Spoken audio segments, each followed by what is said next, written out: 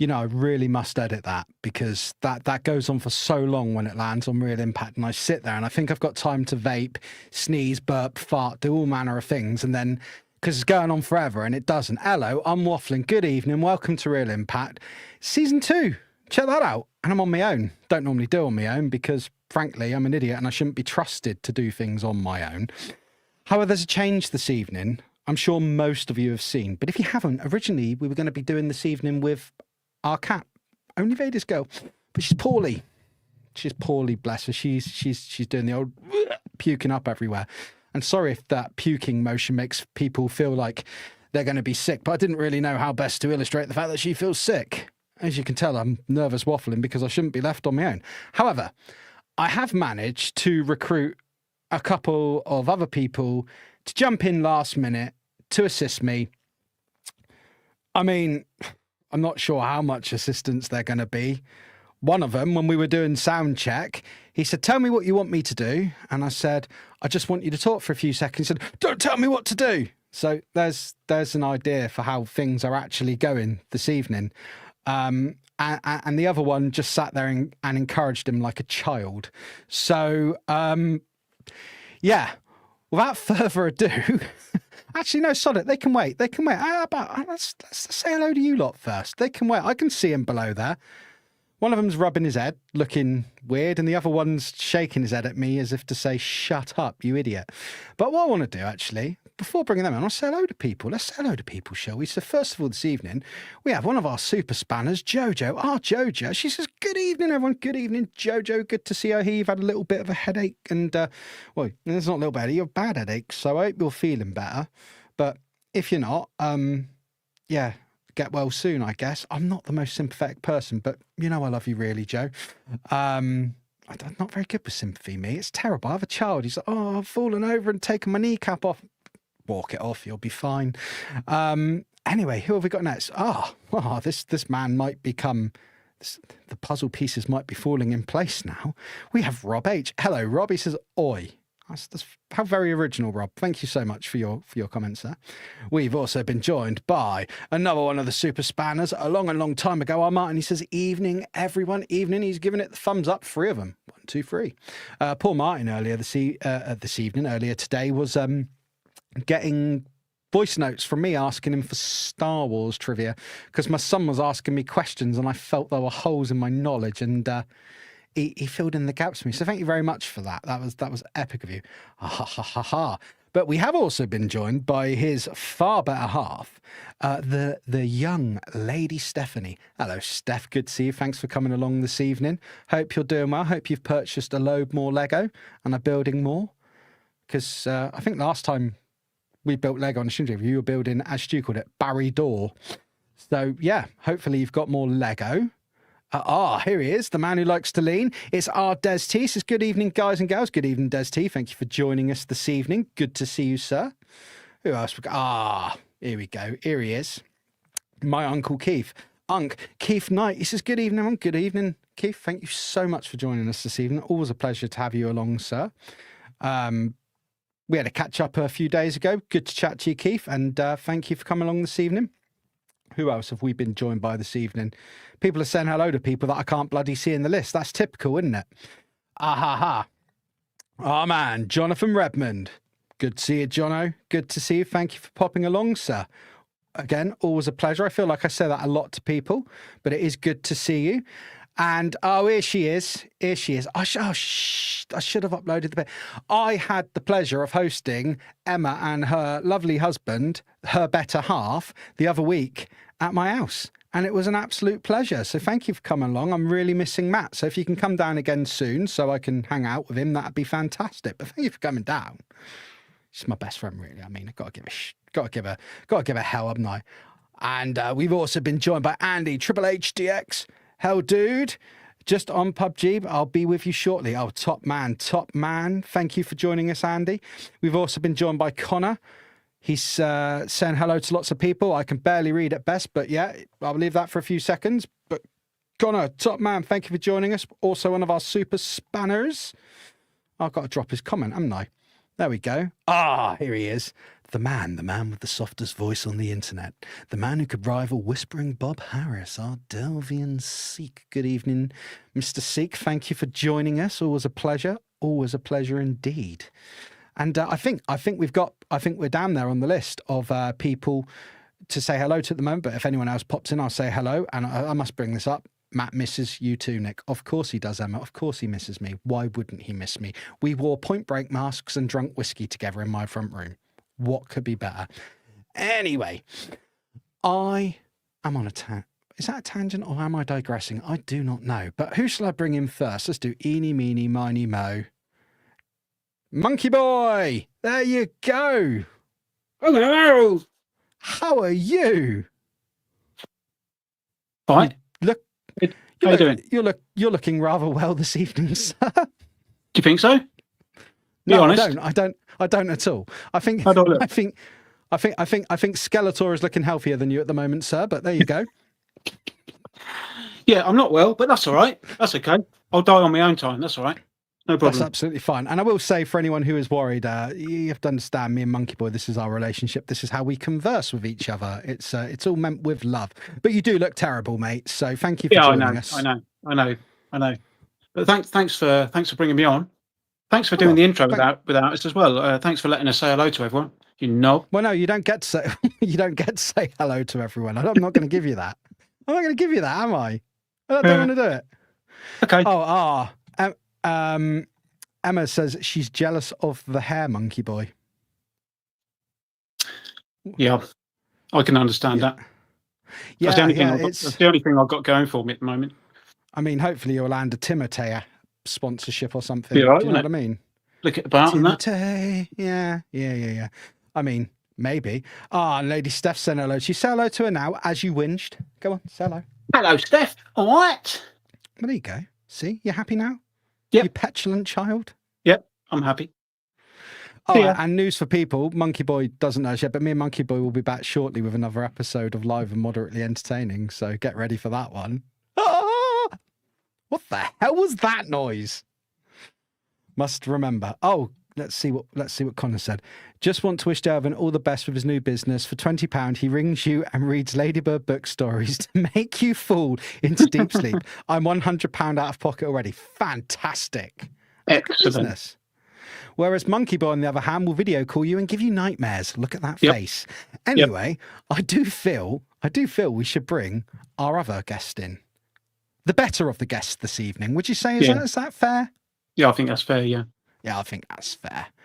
Yep. He's a man, he's big, he's massive. He says it's all over. I don't know. I don't want to find out. But he was rubbing me earlier and putting oil on me. And here he is, Rob. Big Rob. Hello, Rob. How are you? Hello, everybody. Yeah, all good. Thanks, Nick. You're looking good yourself.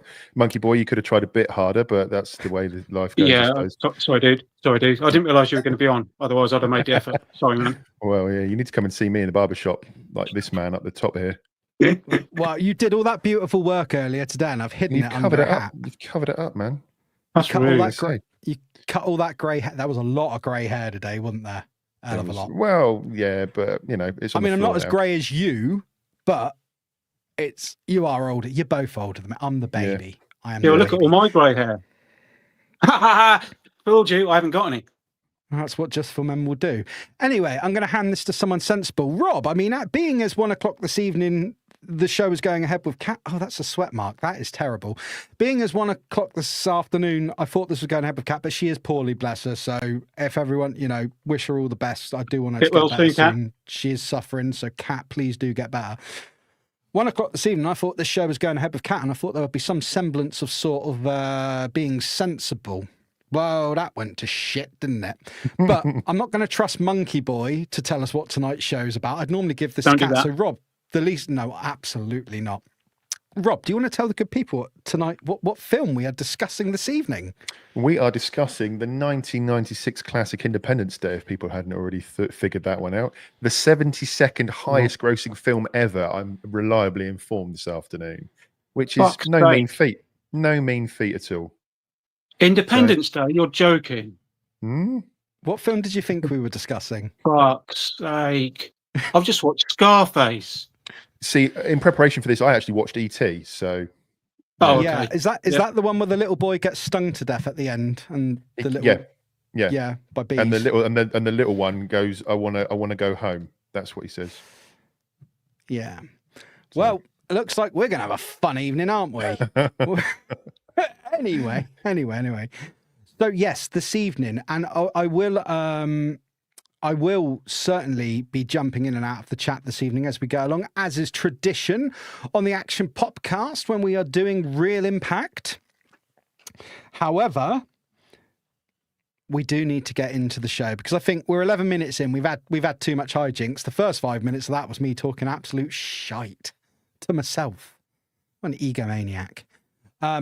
Yeah, so Real Impact. Monkeyboy, you've not had the pleasure of being on one of these shows before because I've not trusted you, frankly, to come on. No, that's right. So That's right. I was hoping that my first one would be the Lost Boys, but you've roped me into this one now. So never mind.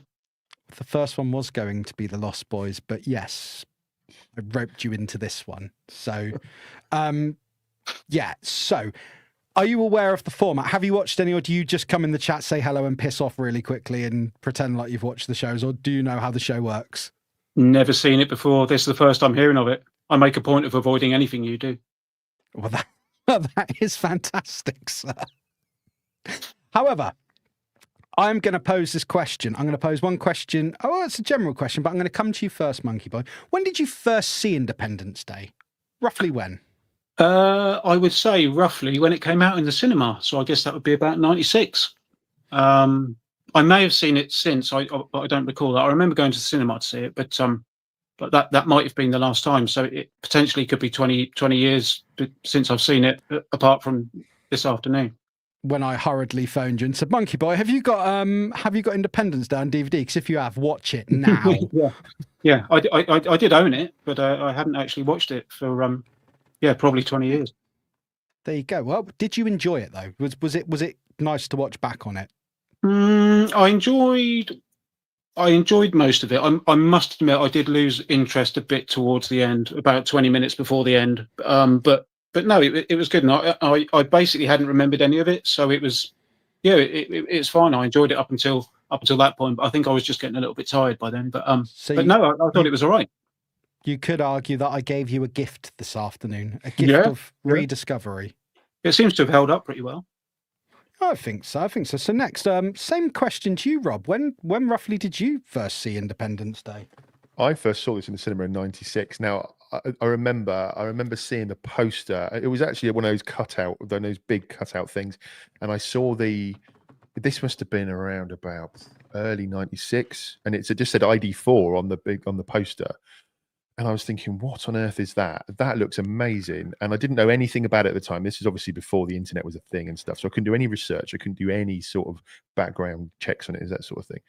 And then as the summer came around, it became this massive thing that everybody wanted to see and everybody needed to go and see. So I remember I was 17 in '96. So I piled in my mate's Polo, 1986, registered Polo, headed on down. How did you fit into a Polo? I mean, I don't understand how you fit the in a car that small. It'd take the parcel shelf off the boot, and I just fit. For anyone who doesn't know, Rob is a man mount and he is massive. I'm 6'4". I mean, it's not huge, but 5'8". That makes everyone bigger than me a giant. But I spent most of the year, at the cinema watching. Seven was out and Mission Impossible was out, and we must have been going to the cinema every week. So in the lead up to it, there were trailers and all that sort of thing. And obviously with Roland Emmerich, with his previous films that we'll come on to, then it was a big thing. It was going to be massive.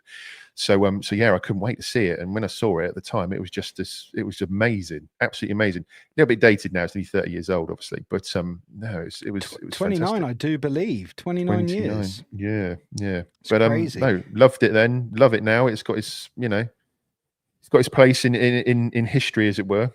And it's great film. Absolutely great. I've film. just, Is it nearly I've just 30 brought up a years old? slide. Okay, I thought it was about 20. Okay, it shows you how good I am at maths, doesn't it? Well, no, that's fine. I will say, I'll bring that up again. I've made slides. Normally, I need Kat to remind me to do this, but I'm being good this evening. So here are the posters, the movie posters. One of them with ID4, and I'm going to go into a point about that in a moment. However, stupid thing to have done. Yes, you did. As you ranted at me for a good 20 minutes this afternoon. Well, it's However, really bad. And go on. However, very quickly, I first saw this at the cinema when it came out. I remember going to Tower Park Cinema in Poole, in Dorset, where I lived, and my sisters wanted to watch Twister.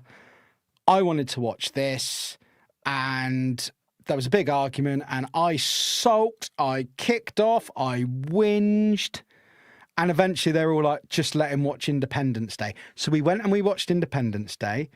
I thoroughly enjoyed it because I believe I was actually 11 at the time. I wasn't quite 12, and my sisters were only 10, but the woman at the cinema didn't really care. A bit whimsical, let them in.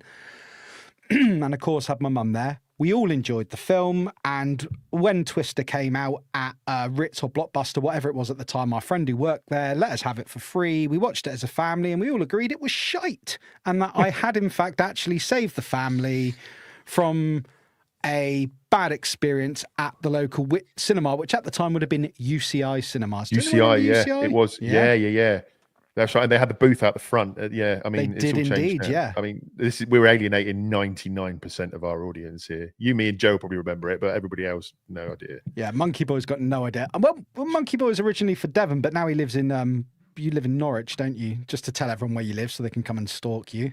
Yeah, they can try. They could try. They'll never find him. He's like a gazelle running across the Serengeti. I don't even know if that's a correct analogy. That's shut up, Nick.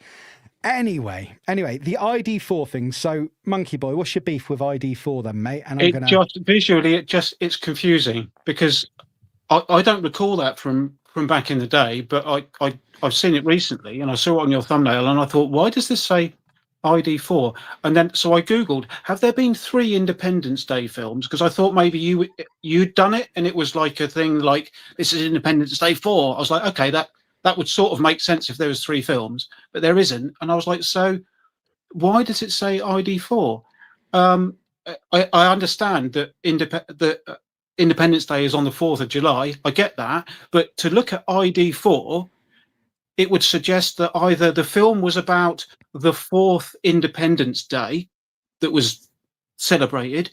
That would be fine. If it was a period piece and it was called ID4, okay, I get that. Or if it was the 4th film in the franchise, fair enough. But to see ID4, it's completely misleading. It's See, I think it's there for enigma purposes. I think it's there for enigmatic I'm going to clear it up. Now I've got Monkeyboy of his rant, and I could have told him this earlier. When the film went into production, there was another movie or something called Independence Day. Would have been a movie. And at the time, the studio didn't have the rights to it. So they used ID4 up until the point they could secure Independence Day, and they believed it would give it brand recognition as well. Because although Monkeyboy was completely unaware of this, I've known my whole life ID4. I recognise ID4 as part of Independence Day. Yeah, me too. So if you ever wondered what the voice notes are like that I get from Monkeyboy on a regular basis, see his right there? That's them all the time. Sometimes it's about cornflakes, but this time it was about Independence Day. So that's the reason. Does that clear up a bit? At least they had a reason. I mean, okay, it's fair enough fair enough they had a reason, but it's still really poor visual marketing because it doesn't. For someone coming to it like I did, almost fresh, because I don't recall it from when it was released. My first thought was, is there 4 films or what's going on here? It didn't make any sense. So no, I still think it's stupid. Well, to be fair with you, I did have to explain to my little and Jax why it was called ID4. So yeah, it's a valid concern. Right, now before we get before I cough, burp, splutter down the microphone, before we get into how professional. Before I get into let's try this at 4th attempt. Before we get into the next section of the show, I'm just going to say hello to a couple of new arrivals we've had, because I do feel that that's the right thing to do. I now need to find their comments because they've been moving along, because there's a chatty bunch now. I do like a chatty bunch, and I always do. But we have been joined by, if I can bloody find them, we have been joined. This isn't his first comment, but we've been joined by TJC. So good evening, Terry. Thank you for joining us this evening. Hey, man. I see we've also been joined by Stu, the Universal Toy Collector. who says that your hair looks amazing. And we were joined by Pod Racing Palpatine, and I can't bloody find him. Mr. B. So, yeah, we've been joined by Mr. B. Mr. What? B. Ah, there he is. There he is himself. Do it. Pod Racing Palpatine, the Emperor himself. And we've also been joined by Mr. B. Ah, Mr. B. Cool. Master B. Yeah. So just in case anyone else comes in this evening, Mr. B. Mr. B is a genius, and we'll have him on any time. And we've also been joined by Mr. B. But enough of that. There's a carryover joke from Live and Moderately Entertaining for those of you who are aware. Ha ha ha. Alienating people. I'm really hot in here. I don't know why. I thought my radiator might have come on, but it hasn't, and I'm really hot. Does anybody mind if I mop my brow with a plush hot cross bun? I would love you to mop your brow with a plush hot cross bun. You literally are warmed up. I've just had a message from Alan Dawson saying, "Hey Nick, sorry for trying to phone you just now. I didn't know you were streaming. I didn't get a notification." Well, Alan, welcome to my frustration with YouTube. I put stuff out there. It does not notify people. It hates us. It does not want us to succeed, but that's YouTube. And what's TJC saying? Nick, highlight Connor's question to Monkeyboy. I will read Connor's question to Monkeyboy first. Oh, right, here we go. Monkeyboy, what are the buses like around your way? It's a random question, but I will tell you why in a moment. Okay, tell me. TJC's a bus driver in your area. Really? Really? Ah, Scandalous. no way. So I take it they're terrible then. Moving on. Yeah, I don't get the buses very often. I think they're all right. I think they're You all were right. banned from the buses, weren't you? Yeah, one line in particular. Yeah, the others don't know about it. Just to bring this up from Keith, I assume he's talking about the film in question, Independence Day. It's a good film, but I was disappointed after watching the trailer and seeing the hype. I expected better. Same with Jurassic Park. Interesting take. Interesting take. Do you know what? We need to cover Jurassic Park sometime on this channel. Anyway, sip of beer. Talk. Do something impressive, Monkeyboy, while I take a sip of beer. I'm just going to mop my brow with a hot cross bun again. Too late. You've ruined it. Anyway, so what we normally do at this point, is I go into a few details about the production of the film. As Rob has already said, very clued up man here. Directed by Roland Emmerich, also known for Universal Soldier, Stargate, Godzilla 1998. Now, there was going to be a lot more emphasis on the 1998 Godzilla because Kat, who was going to be the co-host tonight, who is poorly, bless her, we've already established that, is a massive Godzilla fan, but she absolutely hates that version of Godzilla, and that was going to be my whole... Ooh. A lot of people do. And to be honest with you, it sort of fits in with the 90s sort of action, sort of blockbuster thing. If you compare it to the other Godzilla films, it's night and day. It's nothing like it. But it feeds that blockbuster sort of need in people, particularly, like I say, in the 90s. And with Emmerich doing the stuff that he's done and before that and since that as well, then it fits in around it also. Well, a couple of other films I've got listed, Rob, are The Day After Tomorrow from 2004, which I appreciate is the noughties, and 2012 from 2009. Get it together, Emmerich. However, would you say... sorry to interrupt you, Matt. No, carry on, mate. I was just going to say that Godzilla film wasn't great, but I believe it's the only film that has made me stand up and clap at one point. Well, in a moment, I'm going to come back to why it made you do that, but I'm going to carry on with Rob's question to Rob. I'm going to come back to that.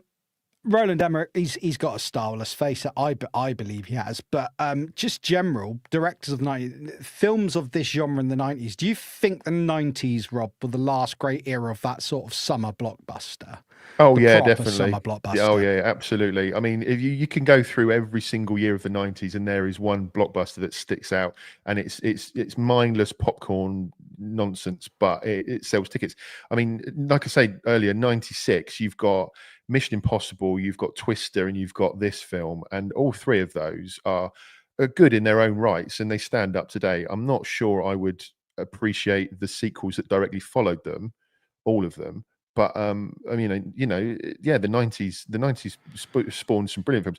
I've got a theory about 1999 being the best year in film ever. I could fill a whole 90 minutes talking about 1999 films.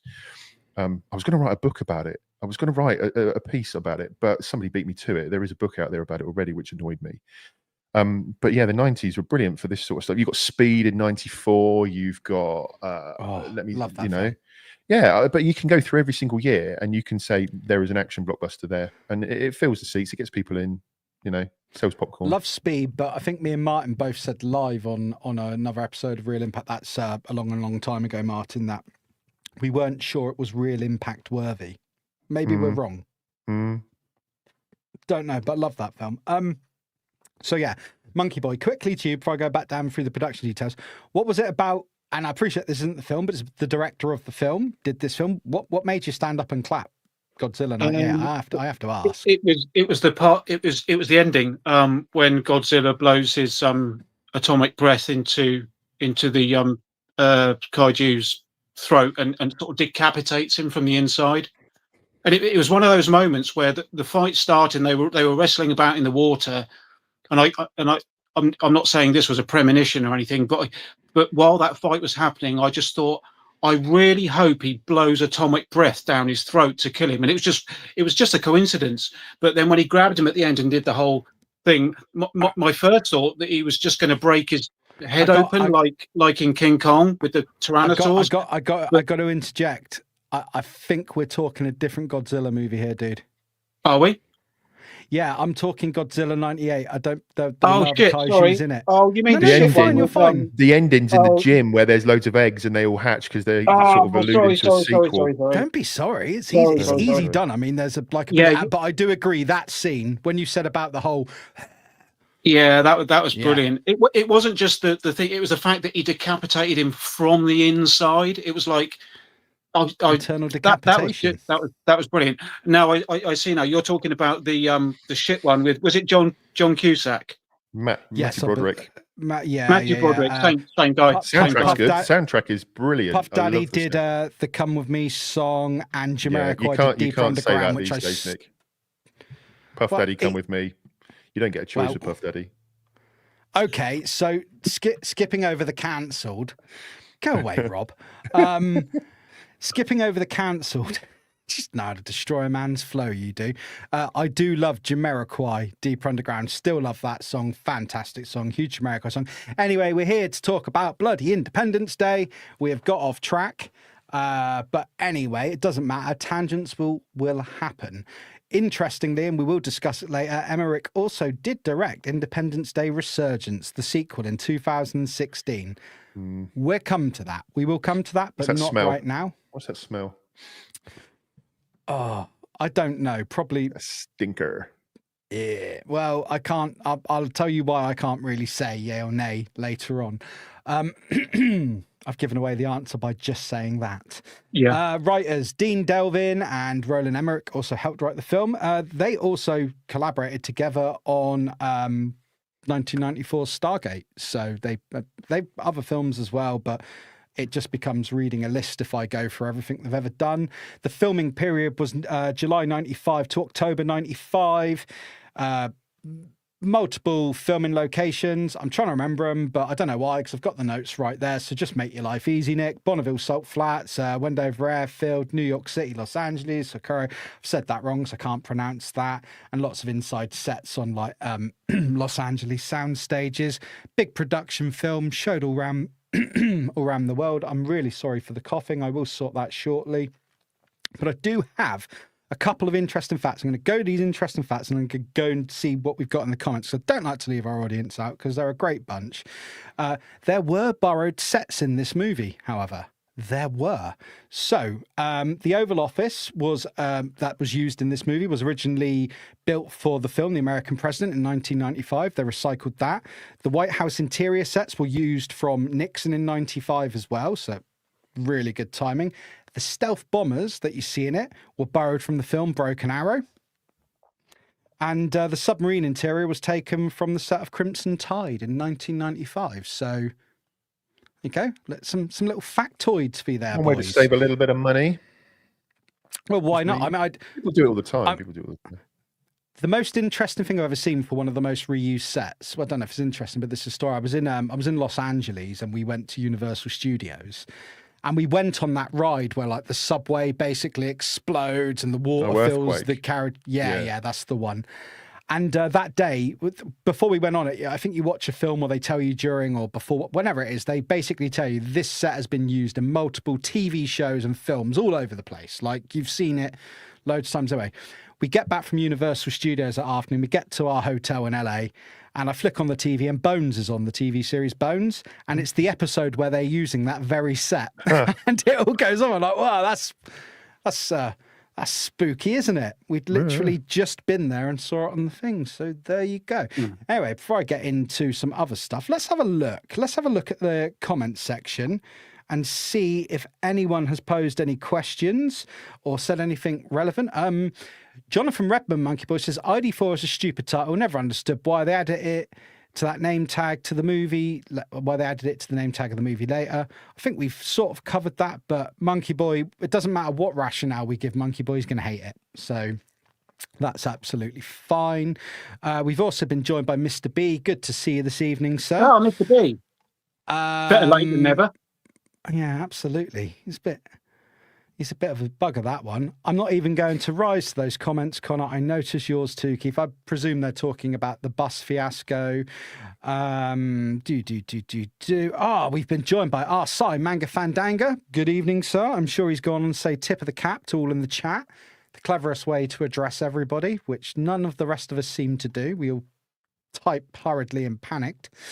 Let's have a look. What else have we got? Oh, here it is. Told you. Could predict that. He's good. He's good as our side. He's got a technique. And we've been joined by Smith Lord Speaks. He says, evening mother lickers. Like that. It's very good. Like that very much indeed. Have we been joined by anyone else? No, but we've also been joined by Mr. B. So I was wondering when he was going to turn up. Yeah, me too, to be honest with you. So yeah, release date for this movie. Premiere was June 25th, 1996, Los Angeles. So just before Independence Day. US wide release was on July 2nd. Some sources also list it as July the 3rd. Doesn't really matter. It was around the time of Independence Day. You see what they were doing there with the marketing. UK release date, we always got everything later, which I believe Palps told me the reason for that was because they used to send films over from the States to us, and that's why we used to get a delay. I did not know that until Palps filled me in. We got it on August 9th. Not such a... Frankly, Rob, Monkeyboy, not that we don't respect Independence Day in America, but we don't celebrate it, do we? So it would have really made no difference to us over here. The amount of ribbon I get from my American friends about Independence Day, they think we're so upset by losing the colonies, and we're not. But they get so, a footnote in our history. We're generally lazy and lethargic in England and bitter about the weather all the time. We've got other things to worry about. Time to worry about that lot, yeah. And I wasn't around in 1776, so I didn't know anything about it.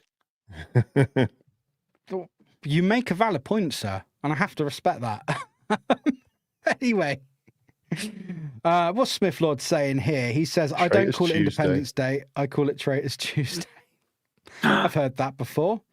Oh, and we've also been joined by the absolutely lovely, phenomenal Georgie Norris, who is, I say this every time she comes on, the far superior, better half of the Universal Toy Collector. In fact, Stu, you got to be thankful for having a woman like Georgie, because I don't think you'd survive in the world for a minute without her. Love you, Stu. Production companies, Centropolis Entertainment, Daylight Productions, and the distributor was 20th Century Fox.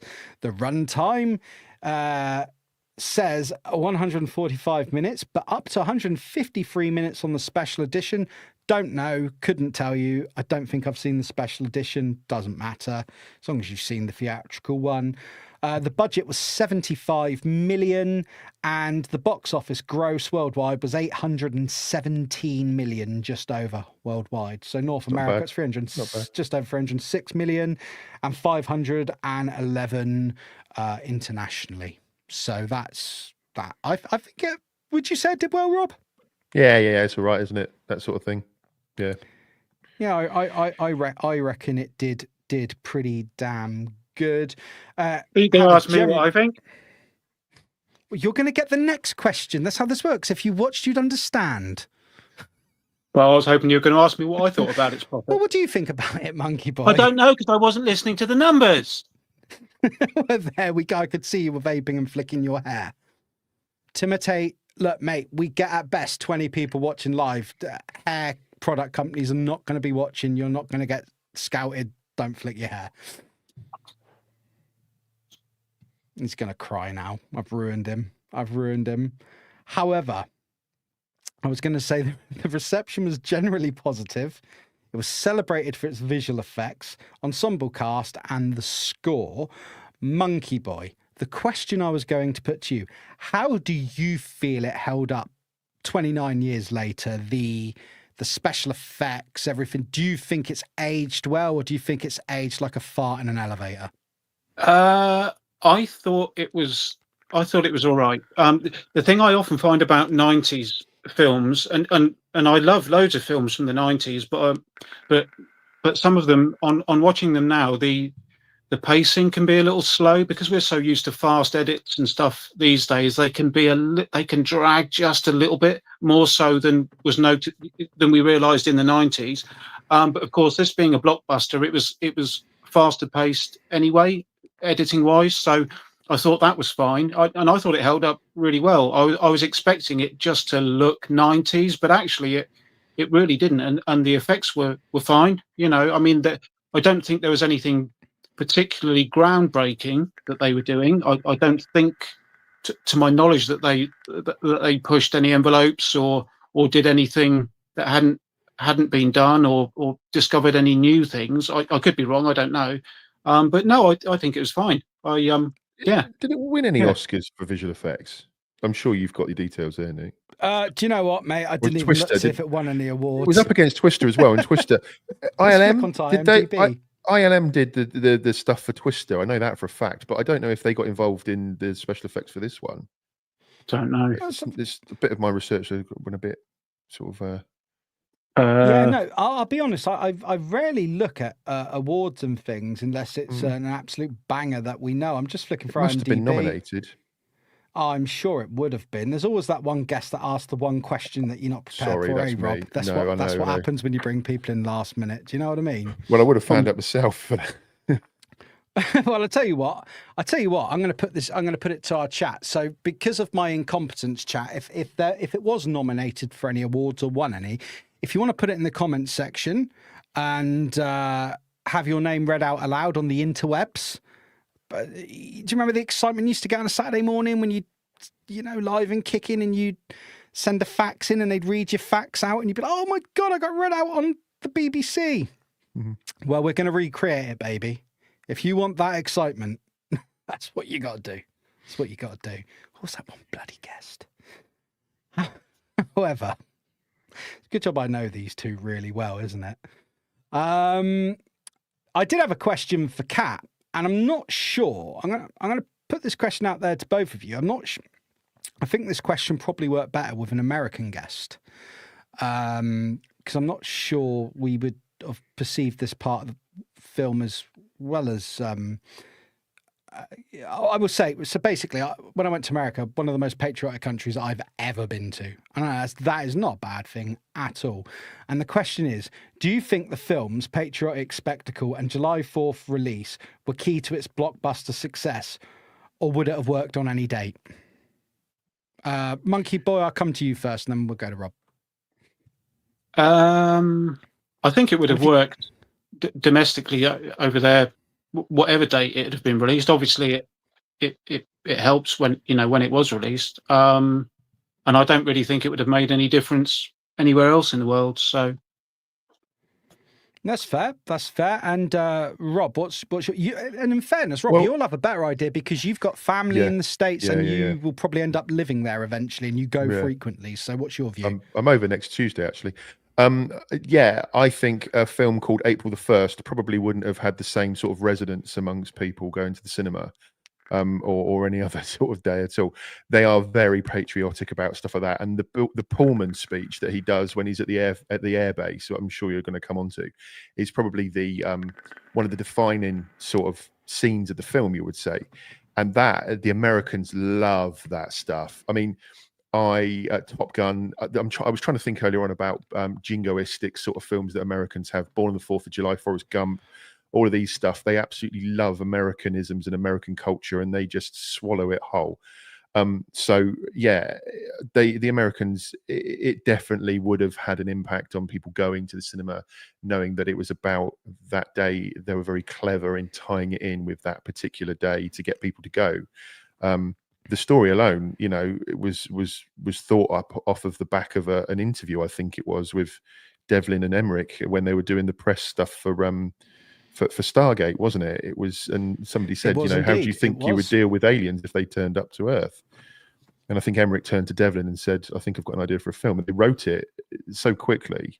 But they obviously sort of jumped on the fact that, yeah, Americans are very patriotic. Yeah, I mean, what can you say? Yeah, they're very binary in their viewpoints on things. I can go on for ages about this as well. Very binary in their viewpoints on things, and you're either pro or anti.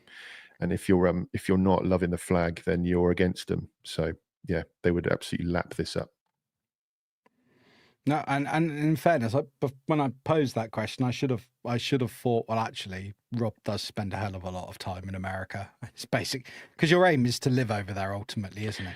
Yeah, well, yeah, I'm over there. Like I say, Tuesday. I'm going to see Oasis on Saturday in LA, so I'm looking forward to that. I mean, you could have just went to Manchester. Would have been. Okay, I could have done, but I'm not. You know, a bit couldn't get tickets for Manchester, could no, you? No, you can get them for LA, no problem. Get them for LA, not Manchester. Not Manchester.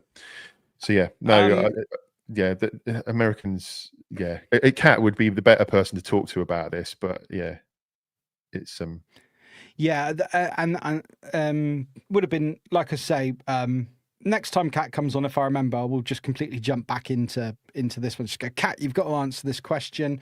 I don't remember if I did or did not say hello to Travels and More with Jason earlier. If I didn't, good evening, Travels and More with Jason. Thank you for joining us. There was Stu said, and I can't find his original question, but Stu basically said he watched Independence Day and felt it was a bit meh. And somebody asked him when it was Jono asked him, when did he watch it? And he said, well, he's just said when it was released. So that's interesting, but we can't all like the same thing. From Keith's comment earlier, I think he felt a little bit let down by it. I mean, I saw this film when I was 11, so... And I have to say, and Rob, you've got a son as well, and I don't know if this happens to you, but do you find when you watch like a film from years ago with your kid, or when you did when he was younger, that even if the film hasn't aged as well, if you can see they're enjoying it, do you find that sort of reawakens that excitement you had just through experiencing the kids at absolutely. Discuss?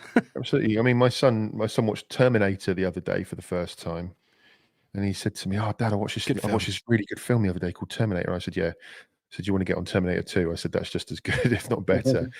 So them discovering films is but I think there's an element of nostalgia around it as well. So although these days, if you show them an old film and you say, "Oh, it's a brilliant film," they look at you like you've just fallen off of a planet, because to them it's the CGI is hokey and it's just not as polished as a Marvel film is nowadays and that sort of thing. So I was quite surprised at how long this film was, though, if I'm honest, considering at the time.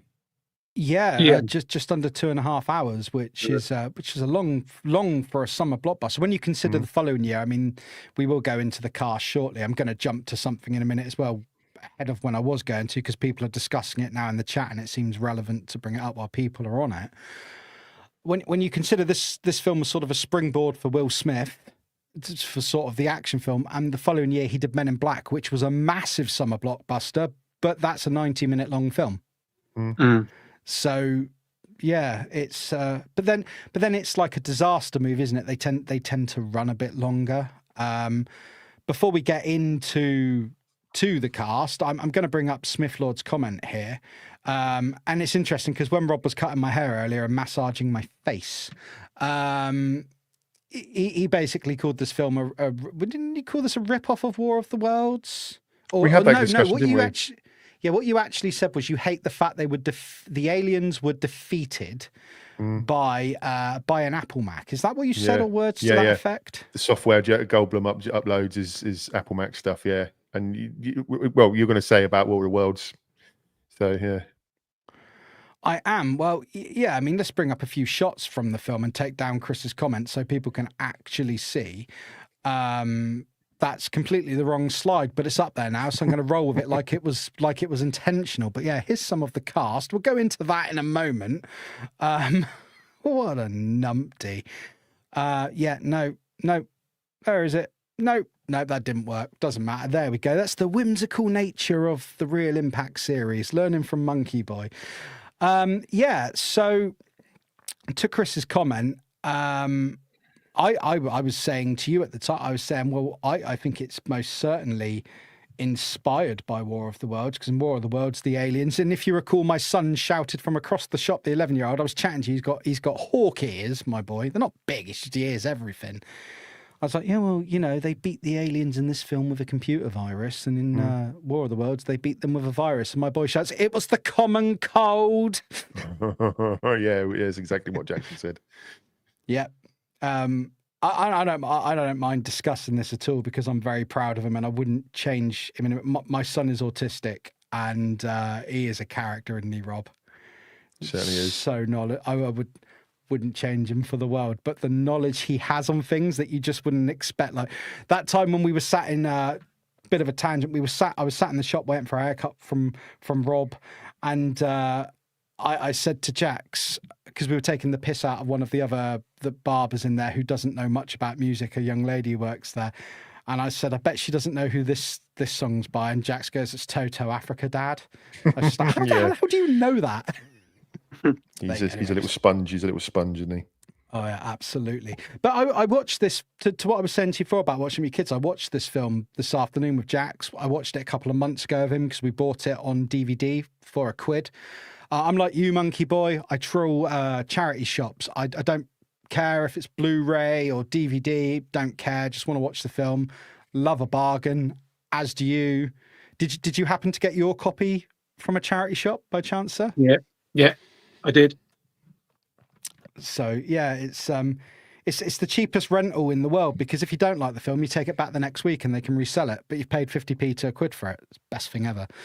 But no, we watched it. We were on holiday a few weeks back, and it happened to be on TV on the Sunday afternoon, and we were all a bit knackered from a busy week, and we watched it again. But Jax loves this film. Let's have a little look at the comments, because I can see some lengthy comments that have appeared and popped up. What did Martin say? I hadn't been as excited for a film since Return of the Jedi until ID4. Monkeyboy's not going to like that, Martin, that you said ID4. The trailer was amazing. Obviously didn't live up to Jedi, but did really enjoy it. Well, there we go. I really enjoyed it myself. What's Keith saying here? I agree, Smithy. Love War of the Worlds, the book, musical version, and stage show. I love the music. Would love to see a proper version made as a film true to the book. Yeah, I mean, I think the best we got was sort of the Tom Cruise version. That's probably 10, 15 years ago now. Spielberg and Tom Cruise together, they should make better films than that. Minority Report is a better film than that. War of the Worlds version was awful. Not as bad as the Ice Cube one that's out at the minute. Yeah, it can be difficult. I mean, maybe War of the Worlds will be better as a high production TV series over several parts and really get into it in this day and age. What's keep saying? You buggers all being kids. When you watched it, I was nearly 10 years into my career. Wow. Is that with the Bow Street Runners with the original peelers? Was it? I don't know. Well, Mr. Knight has the same prior career as you, Rob. I know. So, You see. unless that Bow Street Runners, I didn't get the reference, Rob. So you might have been referring. I don't know. Sorry, mate. Keith will know it. Keith will know it. He'll know. I'm too young. Come on, Keith. Comment. Point out how dumb I am. Martin saying there's apparently a terrible adaptation of War of the Worlds on Amazon Prime now of Ice Cube. Oh, so there is actually is it a Ice film Cube. or a TV series? No, it's a film. Ice Cube's in it. It's Ice Cube. It's but Ice Cube's in it. It's a modern retelling of it. I haven't seen it. I have no intention of seeing it because Ice Cube and War, it's two things. I just always see Ice Cube as Craig from Friday. It's just let's have a look. And what's Stu saying? They should do a modern day version of War of the Worlds, but set in a time period it was originally intended, like Jeff Wayne's musical version. I'd love it. I absolutely love. I mean, every time it comes to town, we're always like, "Oh, we should get tickets." But it's really bloody expensive to go to that. This is one of the most expensive stage shows you go to. Must go. See if we've got anything else. I'm not ignoring people, but we have got to get through the show. I put influences inspired by 1950s classics like War of the Worlds, and Earth versus the Flying Saucers. Absolutely. Would you guys agree that's on the nose? Sort of already discussed it. And as for Studio Sport, Ronan Eric came up with the idea while promoting Stargate. Rob's already said that because he's a legend and he's researched. But the interesting thing is they put it to the studio and the studio literally greenlit it almost immediately. The studio was like, yep, I'll have a slice of that pie. So that was good. We should probably go into the cast now. Should we go into the cast? I could bring up that slide that I wrongly brought up, can't I? Well, I just wanted to point out before you just move on to that. You're saying that it was sort of inspired by sort of several other sci-fi films, but visually as well, it took a lot of cues from other sci-fi films as well. I mean, you've got the shot near the beginning. I appreciate it wasn't the opening shot, but you've got the shot right near the beginning where the main sort of mothership is approaching Earth, and you've got that classic shot that we've seen 100 times in sci-fi films of the ship from below passing over the camera towards the Earth in this case. And obviously that's like your classic Star Destroyer shot from Star Wars.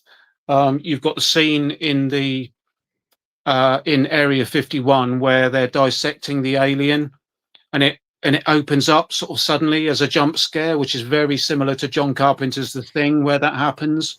And then when the alien in this case, when the alien rises up, it's got all the thrashing tentacles that we saw in The Thing. So that's very similar. Did I notice any other?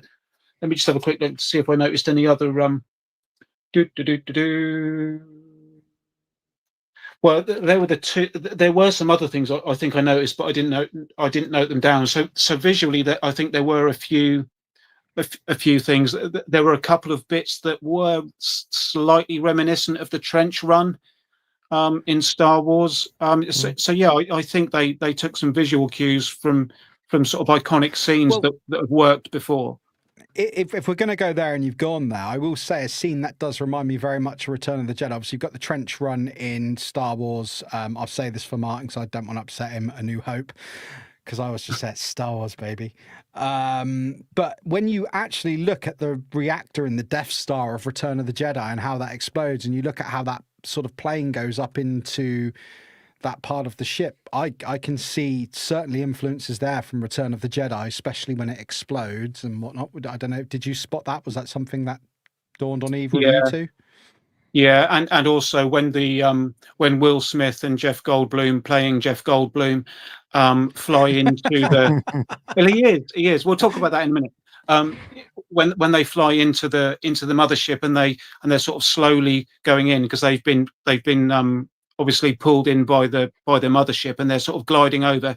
You see all the aliens there sort of lined up in ranks, very much like we saw in the Death Star with the stormtroopers all in sort of in battalions or squadrons or whatever you want to call them. So that was also visually very similar when you saw the ship passing over those. So yeah, there were quite a few visual Star Wars references, but again from other sci-fi films, there were a couple of bits that I'm sure that reminded me of stuff from Alien, and there were a number of things. I think visually the aliens in this film, if you look at Geiger's aliens from like Alien and whatnot, I do think there's definite inspiration. Yeah. I mean, they had that big sort of whatever you would call it at the back. That big sort of cone, very Queen Alien-esque, isn't it? Yeah. I mean, I would say almost Predator-esque as well, sort of mishmash of the two of them. Certainly with the tentacles, Predator at the front, resembling the dreads. Queen Alien at the back, yeah. Oh yeah, and the thrashy dreads. Yeah, the main thing I thought of was the Thing because of the way they were sort of thrashing quite frantically. But yeah, so certainly I think they were heavily inspired by some visuals that we've seen in sci-fi before. But that's fine. Well, I'm going to jump ahead to the next section. It's only a very brief thing. So me and Kat, every time we do a Real Impact, we look for a Star Wars connection. Get ready for it, guys. Get ready for it. So, Joe, I'm sorry. I have got water and I've got beer, but the beer's more exciting than the water. And if I took a sip of water, this would probably end this dryness. But, man, what can you do? I like beer. Joe Viscosil, the pyrotechnics supervisor on Independence Day, who won the Academy Award for visual effects. So they did win an Academy Award for visual effects. There we go. Answered me own. I thought it won something. Be something in there, wouldn't there? Also handled pyrotechnics on Star Wars 1977, A New Hope, and The Empire Strikes Back, and Return of the Jedi. So there's our Star Wars connection. But this is Hollywood. So these people Speaking of pyrotechnics, just quickly, right? Let me just get my notes. Right, hang on. Go for it. Do you know? Hang on. Do you know how many explosions there were in Independence Day? I'm going to guess 44. I don't know. I haven't got a clue. 44. No, obviously more. I will say 444. I can think of the White House blowing up, and that's it. So I don't know. Yeah. Well, there's the airfield. More than 50. Less than 100, more than 50. So 75. That's not far off. There were actually 93 explosions, and that is a lie. I've no idea how many there were, but I suspect that they were. I suspect they were largely paid for by the sort of sponsorship and brand promotion done by Reebok and Coca-Cola. They probably paid for half of them, but there certainly were a lot of explosions. And Apple, don't forget the bloody Apple sponsor. And Apple saved the world. Wasn't just Jeff Goldblum. Yeah. And anyway, so I'm going to jump back in the comments now, have a little look, then we're going to get into the cast. We know most of the cast. We've mentioned most of them already. Let's have a look at the comments. Let's see if there's anything I wanted to discuss. Keith, Nick, do not drink water. No ship ever sank in beer. Well, Keith, there you go, mate. You make a very valid point, don't you? Monkeyboy, you obviously amused Keith Knight with your fact there about 93 explosions, you arsehole. Brilliant, though. Brilliant. I was feeling guilty about slating you when I came on. I don't feel guilty about that at all now. No, I don't. I don't either. That's what I'm for. Do you... I mean, what we've got to do, Monkeyboy, is we're going to bring Lame back next month. He doesn't know this yet. We are, Monkeyboy, you're in. Oh, you're going to be our guest, Rob. You're going to be our guest on Lame, and then you're going to get to see this. I mean, it's like put 50p in the dickhead and watch him go. Honestly, it's fantastic. That's fine. Yeah. He looks really happy about that. You get no choice, Rob. We're friends now. We've befriended each other. We're friends. I think Rob might lose his passport next week. Bring friends. Yeah, you won't come back. I'm going to go shack up with Kat, and she's only about 300 miles from where I'm going to. So who love it. What's Smith Lord say? I used to look at the sleeve of Tesla's sister copy as a kid, transfixed by the Brave New World section where you see the train and the image of Parsons confronting the walking machine with his cross. Excellent. Good That's to do with there. the War of the Worlds, isn't it? That's the cover, the War of the Worlds stuff. Yeah, I do believe so. And what else have we got here? Delvian Seek. Forgive my lack of historical knowledge. I'll use the internet next time. I don't. I'll tell you what, Delvian, just do what Monkeyboy does. Just sit here and really convincingly grab everyone with, do you know how many there are? And then just spout absolute and utter bullshit. I genuinely have got lots of, enough facts and stuff that I wrote and things. I mean, look, I genuinely have got. That's only half a page, but I've got these. One of those is your shopping list, for Christ's sake. It's not. I've got and the other one just says, "All work and no play makes Jack a dull boy" over and over again on it. I've got this amount of notes. Haven't even said any of them yet. Crying out loud. There. What's it? Because you keep going on tangents with made-up facts. No, I scripted that. Okay, fantastic. Yeah, I scripted that. Skeletor must be proud. Anyway, cast and characters. Moving on swiftly. You actually did. Fantastic. You dick. Anyway, Rob, you can call him a dick if you want. He doesn't mind. It's all right. No, I genuinely don't. Lead actors, obviously, we've mentioned Will Smith as Captain Steve Hillier, Bill Pullman as President Thomas J. Whitmore, Jeff Goldblum as David That's Levinson. Jeff Goldblum. Jeff Goldblum.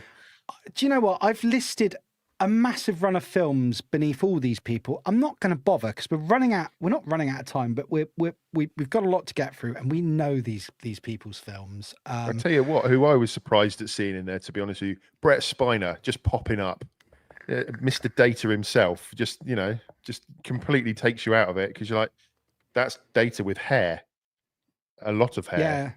Yeah. Monkeyboy's hair. He's the he's the guy. He's the scientist in the lab with all the white hair and stuff. Yeah, I wondered where I recognised him from. Yes, it is. Yeah, no. Me and Jack sort of went through this last time we spoke, and it still messes you up, doesn't it? Release it. Yeah. Anyway, if the comment section would like me to list films from these actors, I can, but I've covered most of these actors in other episodes. Jeff Goldblum. Sorry, Nick. Would you say this is the film that launched Will Smith big time, or would you say Bad Boys did that?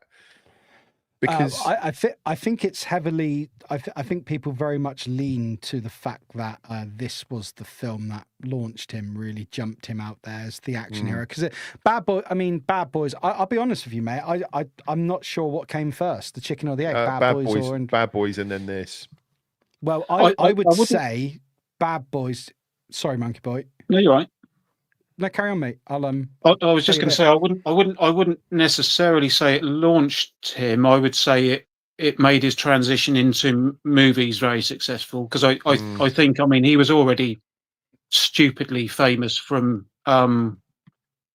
Prince. Yeah, that fell out of my brain then. I think the problem would be with Bad Boys is that Bad Boys was, although this film was a 12A in the UK, the American rating system is different. Bad Boys would have been an R, an 18. So it's not as marketable to sort of mass populace of people. Whereas this, I think this would have given him a little bit more of a foothold in the market. This is Will Smith. People already knew him from TV. He was Will. How they came up with that creative name in The Fresh Prince of Bel-Air, I do not know to this day. No.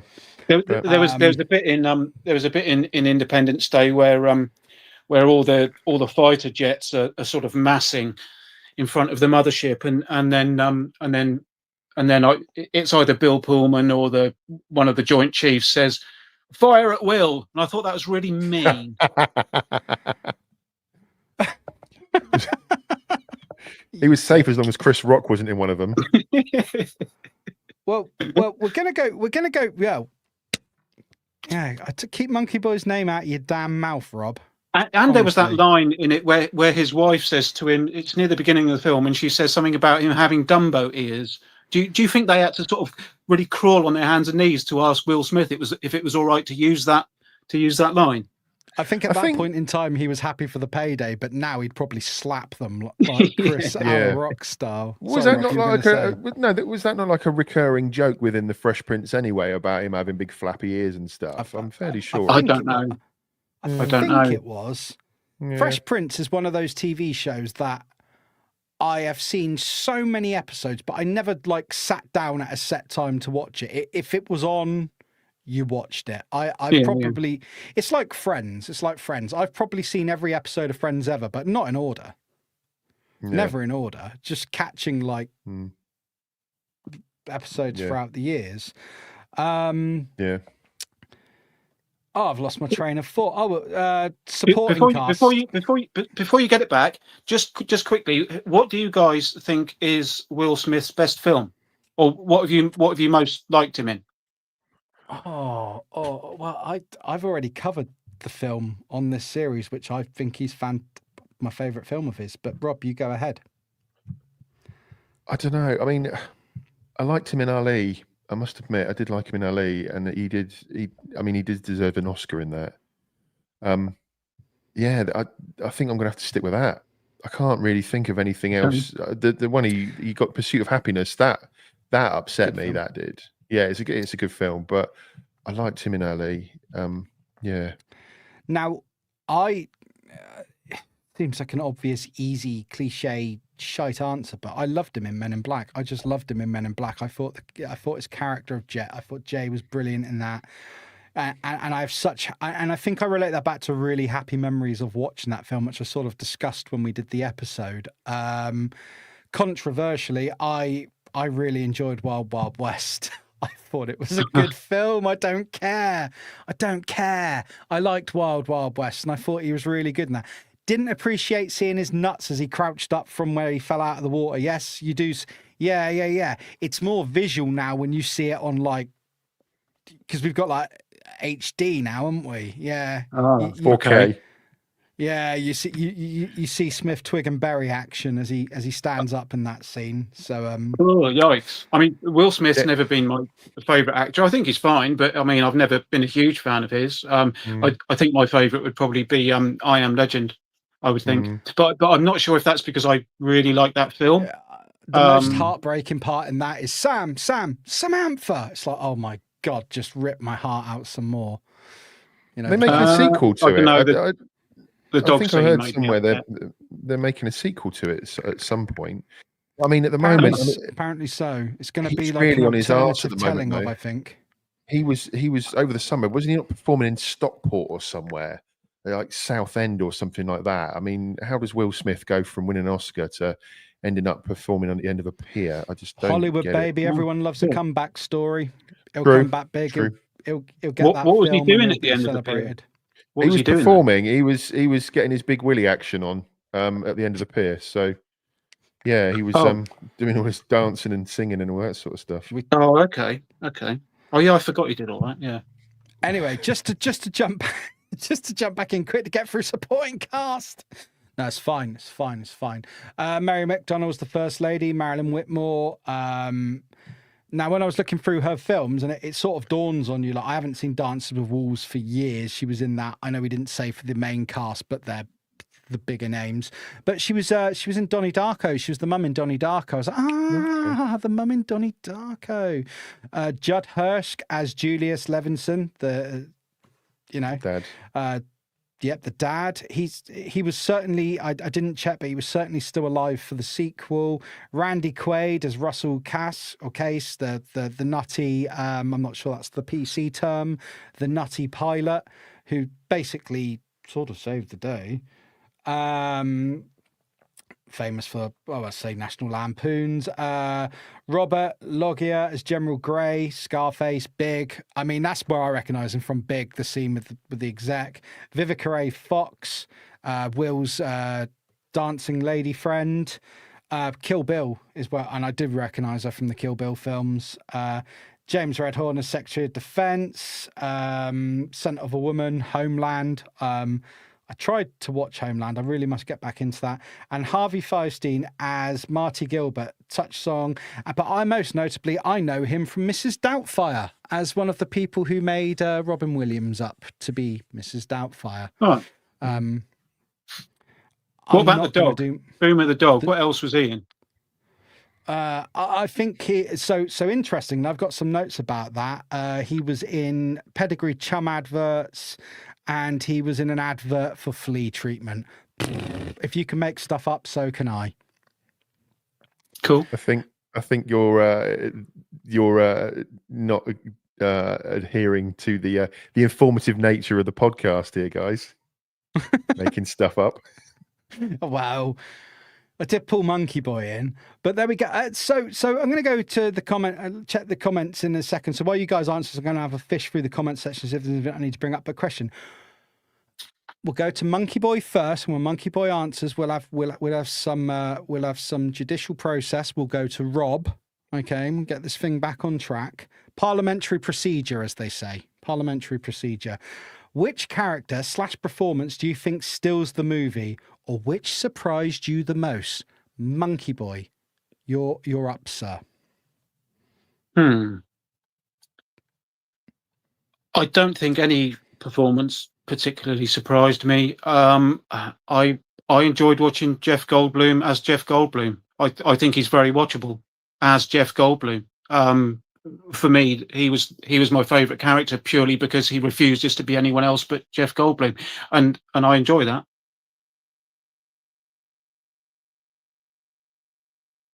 Fair enough. I'm just gonna bring this comment up for people to read rather than read aloud.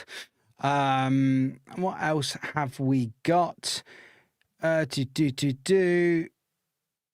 TJC put? Oh, well, he was sneaking around with. Oh, yeah. Will Smith's wife's actions, but people do what they want. Do what you want. It's Hollywood, baby. They can do what they want. Or at least they think they can, and then it comes back to haunt them. Anyway, that's a subject for another show. Rob, standout characters for yourself, sir, or performances. I really enjoyed Randy Quaid in this, to be honest with you. I was just having a think there when you guys were talking, and I was thinking, like, Will Smith's doing the Will Smith thing. Jeff Goldblum's being Jeff Goldblum, as we've discussed. Bill Pullman is doing very well to play Bill Clinton at the time.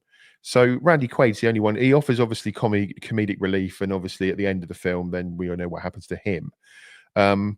So yeah, I mean, I enjoyed his performance, and I mean, yeah, I can't really say much more than that, really. I see this more of an ensemble piece, really. And they were saying that in the reading I was doing was a lot of these disaster films tend to have a lot of ensemble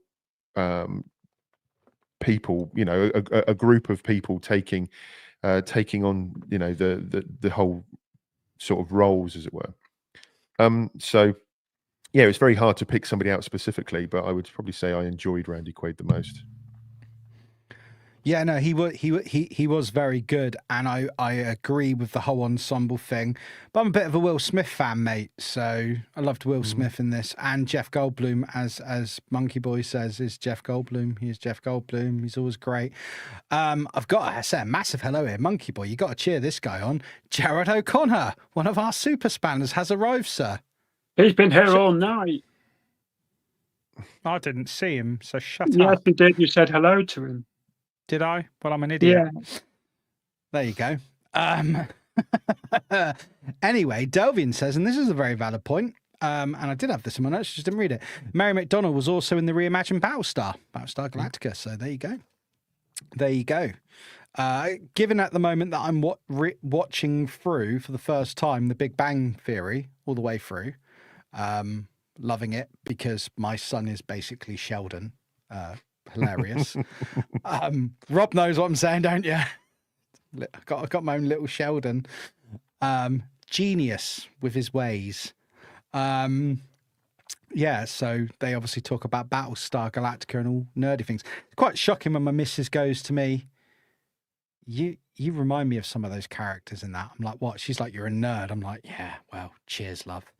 I've never seen that. Easy watching. Easy watching. Never seen it. I've never seen The Simpsons either. I don't believe I know. that. I haven't. I mad, do isn't not it? believe that. It's mad, isn't it? I don't know why. I've never. I've seen The bits. Simpsons clips has been and on telly stuff for nearly here and there, 40 years. How have you managed to avoid The Simpsons? Don't know. I mean, I haven't specifically avoided it. It's just I've just never been that. I don't know. I've seen bits of it. Obviously, I know what it is and I know the characters' names and stuff. But I know the families' names, but I don't know any of the other characters. So you have caught snippets. You've just never sat and watched the whole episode. I've seen clips and I've seen it referred to on things and whatnot, but I've never sat down and watched it. No, I know. I think I know what the families' names are called. I think, but Zinger. I've never seen. I don't know any of the other. And Krusty the Clown, I know that one, but I don't know any of the other people. Well, let me tell you the most. I believe you do, because I know you well enough to know that if you say it's true, because I know the monkey story. I don't lie. I dick around, but I don't lie about stuff. No. I know the monkey story, so I believe every word you say. And we're going to do a whole stream about that monkey story one day. However, I've completely lost my train of thought. Yeah, no, here it is. So I was once getting tattooed by my friend, and I'm sat there, and there was 2 beds in the room. It was like the downstairs studio, and we were all quite nerdy guys in there, loving life, loving Star Wars. And this guy turns around, who's being tattooed by my mate, and Star Wars comes up, and this guy turns around, and he goes, "Star Wars, never heard of it." This was like never heard of it. 15 years ago. Never heard of it, and we That's were all different like, to never seen it. Yeah. And we were all like, bullshit. If you never heard of Star Wars, and he's and this guy absolutely committed to the fact that he had never heard of Star Wars, and we're all like, that. If you turn around and say, "I've never watched one," I know loads of people who I know loads of people go, "Oh, Star Wars, load of old shit." Have you ever watched one? No, I believe it, because you've got your preconceived notions of what you believe it to be. But to actually sit there in a room full of like quite nerdy, inked up tattoo guys, to sit in any room anywhere in the world and say, "Star Wars, never heard of it," and then really bite down on that. I'm sorry, but that's the biggest load of BS I've ever heard. I mean, what was the guy? I mean, 15, 20 years ago, even then, I mean, no way. Do you know what I think of that? Fantastic. What I think of that? Well, yeah, I would agree. It is a load of old shit. Keith, was he deaf? Delvin, never heard of Star Wars. Did he grow up in a forest? Well, not in the forest of Endor. Yeah, I was going to say the forest moon of Endor, not. Right, quickly, composer David Arnold, noted for his works on Stargate, James Bond film Tomorrow Never Dies, Casino Royale, and Sherlock, the BBC series, which I've just been watching with my boy, who strangely loves Sherlock. I would have never put this. Sherlock. I would have never put this as a David Arnold composition on it. There you go. There you go. Blows you out of the water. Recorded with a 90-piece orchestra and 46-member choir, mixing in every last ounce of the sort of stereotypical Americana theme. It's that very inspirational speech thing, going back to what we said. And it was released as a 50-minute album in 2010, 2-disc complete score edition. So... Well, I nearly turned it off within 5 minutes, because the first music you hear is an REM track. I like REM. Shush. No, you can like. I like that. I like that REM like song. That REM song's all right. Yeah. Which one was it again? I don't remember. It's the end of the world as we know it. Very appropriate. Of course it was. Yeah, it's they were when going to they're use in the something lab else. and they've got the signal, and that signal. I tell you, the horrible thing about that signal, you know that noise it's making on the radio, it's going that sort of. So I recently watched on Netflix that series about the submarine that imploded underwater. Oh yeah. And when they're playing back the Titan, when they're playing back the recordings of the creaking of the Titan, the fibers of the ship, that I'm listening to that, and that sounds like the bloody fibers from the Titan. Have you seen that, Rob? I've seen it. Yeah, I've seen that documentary you're talking about there. Yeah, it's the because it's made of oh, what's it called? A Carbon fiberglass. fiber. Yeah, carbon fiber. You can hear them snapping on the. Yeah, that was the problem with that thing. But yeah, you're right. It does sound like that, like the SETI, isn't it? It's when he's in the SETI Institute thing. Yeah. So yeah, there's my weird little thing. But I'm glad I'm not the only one who thought I wasn't just being morbid, because I just literally finished watching it last weekend, and I'm listening to this noise playing over the speakers where they've got that sort of sound, and I'm like, that's eerily familiar. That's eerily familiar. And I was like, that sounds like the Titan. So yeah. Let's have a look what else we've got. Let's talk here. Let's go into this. I mean, after this section, I'm going to ask you any favourite bits from the film. But before we go to that, and we go to the comments again. Now, normally I have a section called "Should There Be a Sequel?" We know there's a sequel in 2016. It was set 20 years after the original. It's now 9 years ago. Because Monkeyboy said earlier, you're terrible with maths, so I'm just helping you out. 2016. I have to say, I have never got round to watching it. I ran out of time to get round to watch it, because it's not. I don't really need to see the sequels to do this show. We're focusing on a film. I don't think the trailers look terrible, but Rob, you gurned earlier, so Yeah. fill us in, mate. Well, no, I can tell you that the general consensus is people think it's shite. Yeah, no, I haven't seen it. I have no intention of seeing it. I have 2 hours. I have 2 hours of my life that I do not wish to waste on that. It doesn't look good. One of the Hemsworth brothers is in it, isn't it? And not the good one. Yeah, the pound shop Hemsworth. Yeah, the one. Yeah, the one that looks like he was bought off Temu. Yeah, Temu Hemsworth. Yeah. So he's better looking than all three of us, by the way, and more successful. Combined. So yeah, that's fine. You can punch up, don't punch down, Nick. That's the way he was the one that used to bang Miley Cyrus. Well, more fool him. But I wouldn't. Nah. I would. In like a wrecking ball. Oh, I would. I wouldn't stop until one of us was dead. Anyway. I haven't seen it. I have no intention of seeing it. Sorry. I don't know anybody that has seen it. Allegedly. If anybody in the chat has seen it, please chip in here, because but it's just one of those sequels that it's like Dusk Till Dawn 2. I have no intention of watching Dusk Till Dawn 2 yeah. or The Lost Boys 2 or anything like that at all. One of those straight video things. Let me just say, from Dusk Till Dawn 2, Texas Blood Money is so terrible. It's almost worth a watch. And from Dusk Till Dawn 3, The Hangman's Daughter, because I'm a big From Dusk Till Dawn fan, right? I've got them all. I've seen them all multiple times. Is a brilliant concept, executed poorly but hilariously. That's all I'm going to say on that. Fair enough. Okay. But there we go. I don't know, in the chat there, Travels and More with Jason has said I have, and I think he's seen it and he thinks it's good. So. Well, that's good. So me and Jax are planning on watching it, me and my boy, because he really enjoys Independence Day. I'm not going to just go with the general consensus until I've seen it. But I will admit the only reason I probably will get round to watching it is because my boy wants to watch it. Like the only reason I've seen the different remake of Ghostbusters that everyone hated is because my son wanted to watch it. And when he was like 6 years old, he loved it. He loved all the Ghostbusters films, all the originals, and he loved that. And I watched it, and you know what?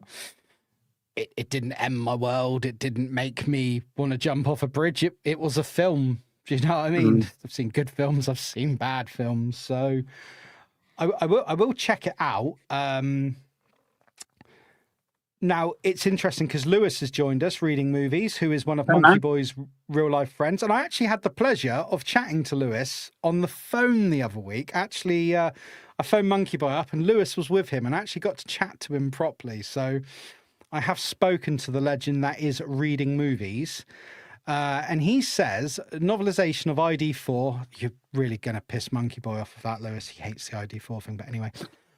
was good too. Slightly different ending and goes into more of what the Harvester's background, including the biomechanical suits they wear. That's interesting because in the film they do say that when they've got the aliens and what he calls the freak show, when Data takes them to it, is that originally they were wearing biomechanical suits, and of course the whole Will Smith "Welcome to Earth" scene. That alien is not in a biomechanical suit, and maybe that's just exclusive to aliens in those fighter jets. I don't know. We could go over it, but I do know that there's been at least 5 books in the series for the Independence Day movies, and I believe there was one written, and Lewis will fast correct me because Lewis is the man for knowing his books on films.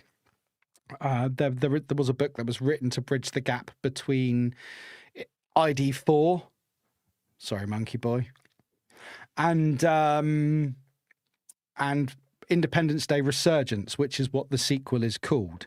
That's where they killed off Will Smith's character, isn't it, in that book, I think?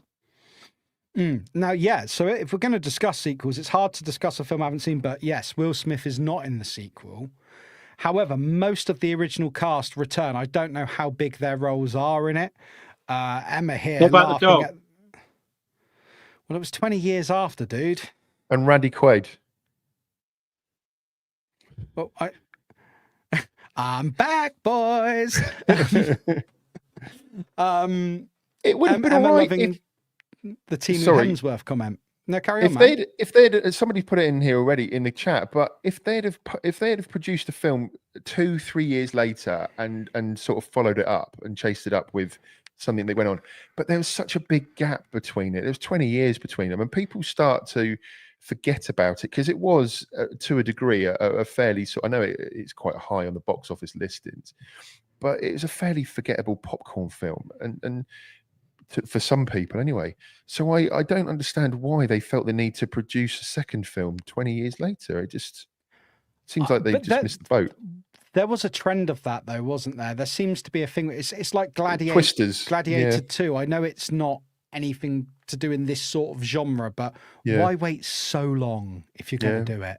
But when was Twisters out? Twisters out last year before last? Yeah, year before last. Longer. That was probably 10 years ago, because to be honest with you, I thought Resurgence, the sequel to this, came out 2 or 3 years ago, and it's 9 years ago. Yeah, but look at the gap between Beetlejuice, the 2 Beetlejuice films, and the Goonies films.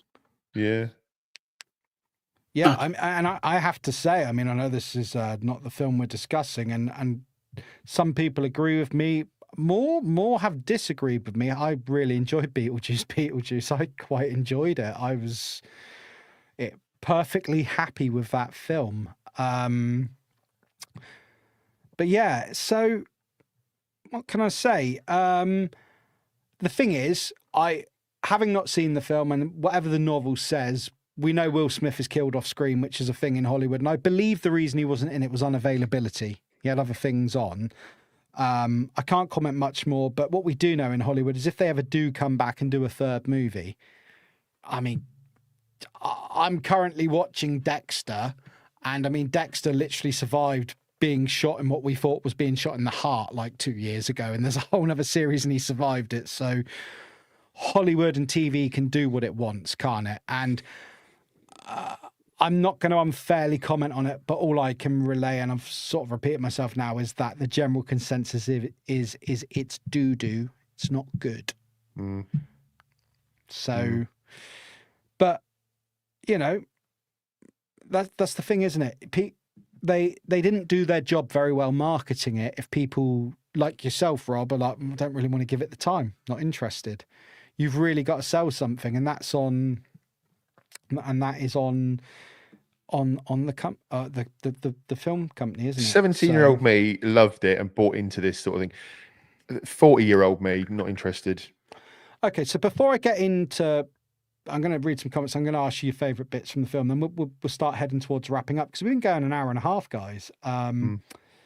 The 90s, though, was huge for alien stuff, wasn't it? It was huge for alien stuff. I mean, everywhere you turned, it was aliens, alien this. I mean, I remember having several alien posters and more.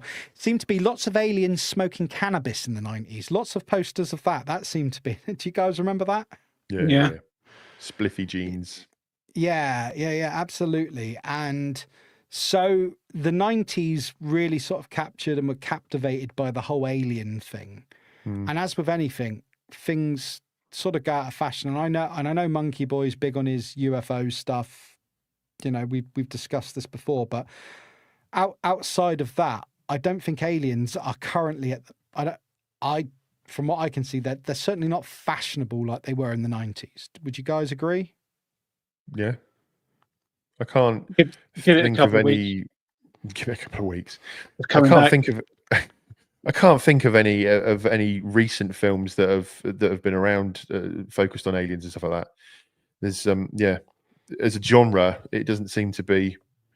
You know, it's all superhero. It's superheroes and horror films nowadays, isn't it? That seems to be the main sort of driving force behind films in the cinema these days. So, aliens seem to have died a death. E.T. has finally gone home. Yeah, and I mean, Gerard Yeah. saying the sequel should have been produced years earlier. Yeah.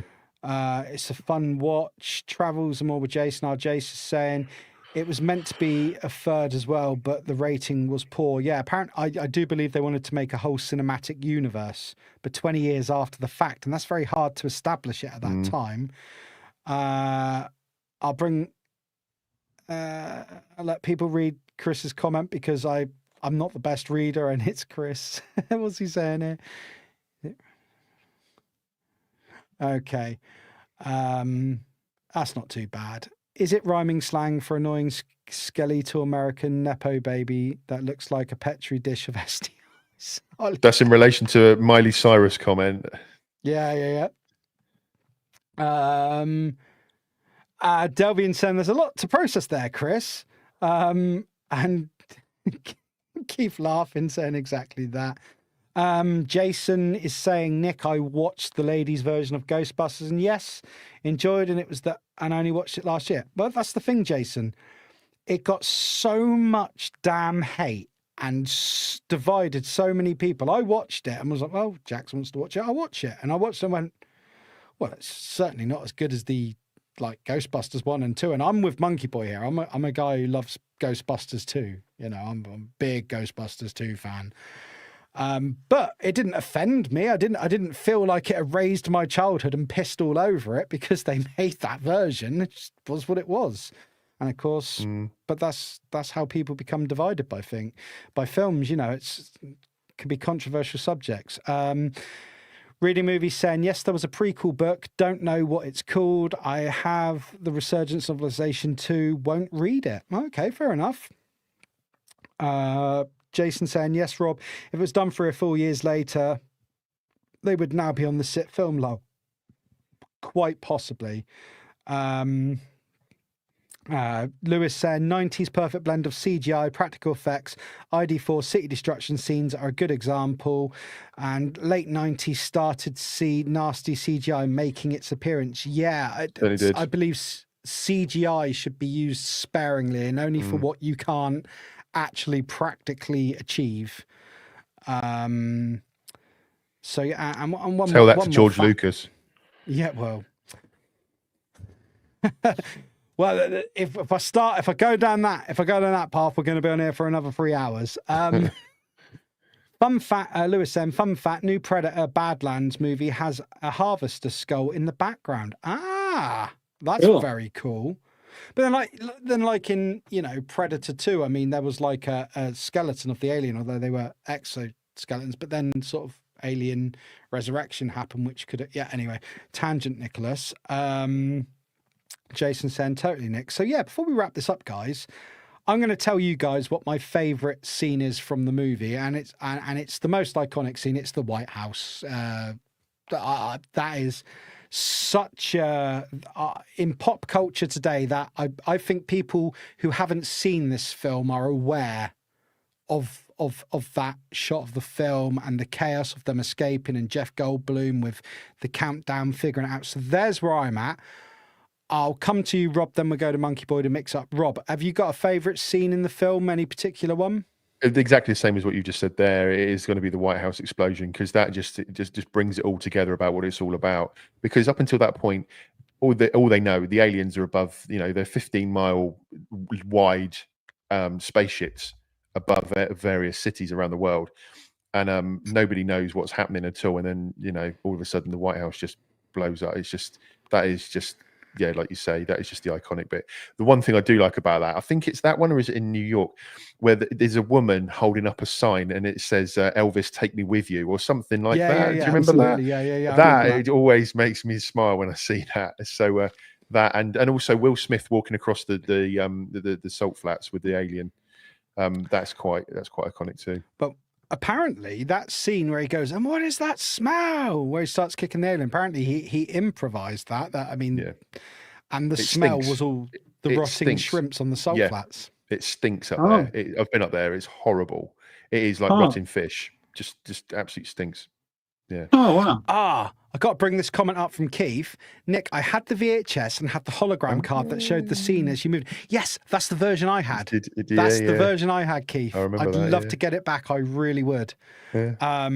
So Monkeyboy, for you, it can be the same or it can be another scene. Anything that stood out for you? I mean, there were a few things that You can have that more than one. It's fine. stood out, I suppose. I mean, I've still got a few things that I noticed. I could smash through those all fairly quickly, but just Go for it. just but mainly on that scene that you're talking about. That's actually on the cover of the steelbook that I've got here. Now, I don't know whether I should front load you both with my suggestion, or if I should just hold this up and see what you first think of. But when I sort of first saw this from Shall a I distance, make you large? yes, That's always the correct answer. right. Now, when I first saw this, you know, sometimes when you look at something and you just can't see what it actually is because you think it's something else. It took me ages to realize this was the scene of the White House blowing up, because all I could see was a guy squinting and grinning. Oh, I can see the teeth and the eyes and the nose. Yeah, and the nose, exactly. And I was like, why have they got a totem pole on the front? Like, what's that? Yeah. Why is looked at Megatron it, frowning? I know. I looked at it for ages, and I was like, I don't understand why Hold there's it a closer guy. to the camera, dude. Why is there a guy squinting? I mean, you can see his nostrils, his eyes, and his teeth. Yeah. And I was like, I don't remember that scene. And then it's kind of shifted, and I was like, oh, okay, now I see it. But I just thought that was a really weird thing. I know what you mean. For the 1989 Batman, you know, the Batman logo that's there. For when it first came out, I thought it was just a pair of teeth, a set of teeth, sort of looking at you, which was just. Yeah, but if you remember it was the gold 1989 Batman. To me, it looked like a mouth with teeth on it.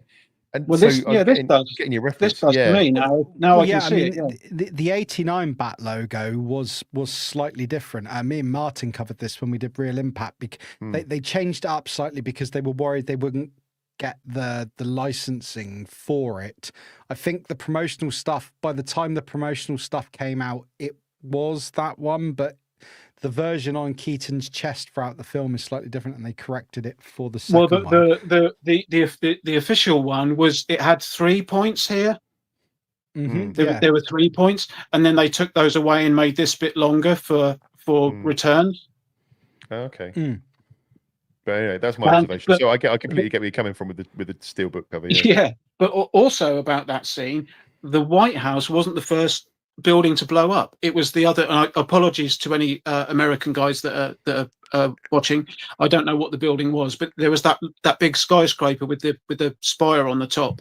That was the first building to blow up. So I think I'm remembering that right. And so when the White House blew up, it wasn't a surprise. The Empire State Building or whatever might have been. To be honest, I'm not sure. But I think that's what so it wasn't that. It wasn't a surprise to me that it was obviously going to blow it up anyway. I mean, obviously because it's telegraphed, you know that something's going to go down. But I think it should have been the White House that blew up first, because it would have been. I think it would have had more of a shock impact than, you know, we've already seen the Empire State Building or whatever blow up. So it was like, okay, well, this is going to happen now. So yeah, for me, I think they should have done the White House first. But anyway, it was good. That was a good scene. Yeah. So I'm just going to do this so I don't get shot tomorrow. My boy has an encyclopedic knowledge of military vehicles, planes, tanks, everything. Now, I'm told that this toy plane of his is not identical, but just a slight variation on the model of plane that they were flying in the end battle of the film, and I've been told to show it. So there you go, Jackson. That's for you, buddy. Love you. What is it? Is it an F-16? He told me, and I can't remember, mate. I think it's an F6. He told me, and I forget because you got to understand. I live with an 11-year-old. I know. Who can literally tell you how many tracks are on a certain tank and what brake horsepower it is and where it was used and where it was manufactured and what campaign it was used in, and I love him for it. It's just absolutely incredible. But the thing is, my son has an eidetic memory, so I love him, but he when we're watching anything with vehicles or military stuff, I mean, Rob, you've seen him. He's always walking around in camo gear, isn't he? Bless him. He's just, we haven't got time. But the story, the stuff we had to pull out of his pockets today was quite entertaining. Yeah. What have you got in your pockets? I've got walkie-talkie. He's brilliant. But and tomorrow when he watches this back, Jackson, you can correct me, and I will post a pinned comment telling everyone what the plane was on the thing. Reading Movie says F-18 fighter, I think was for the movie. Yeah, I'm going to go with that, Lewis, because there's lots of the thing was. My boy is so incredible. He doesn't just, because apparently this is similar, but not quite, but it's in the anyway. But my boy doesn't just tell you the model; he'll tell you the specs of it and the wingspan and everything. And it's like, I listen to him, I do listen to him, but I don't have that memory that he has, and it's incredible. But yeah, so we've pretty much got, believe it or not, somehow, by hook or by crook, we got through it, guys. We haven't. Look, we haven't. Right. Well, say your points. We've got more made-up facts to listen to. No. Let me smash through these because some of them I think are relatively interesting. No, go for it. Please do. So I'll do it quickly. The action sequences don't start until about halfway through the film, just before the 1 hour mark. To me, it didn't feel like it was that long. And when it does kick off with all the planes, to me that felt like more of a third act thing. I thought, it felt like this could be the end of it, and I was like, that's, and it's. I just wondered where they were going to go from there because I didn't remember watching the film. I was like, why does this feel like the end now? And it isn't. That's actually the midway point. So I thought that was cool.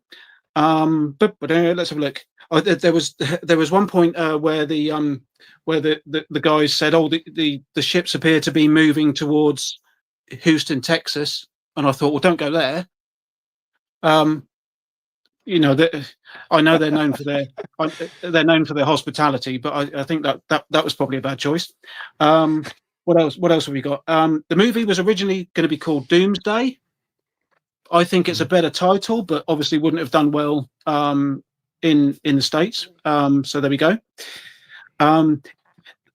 This is more of a historical thing, but I thought it was quite interesting. Did you know that Independence Day wasn't officially on July the 4th, 1776? I did not know that. The vote was actually made on July the 2nd, 1776, and it was only the declaration that was announced on the 4th of July. So yeah, it's the Declaration of Independence that they celebrate, not the actual decision itself, which was made.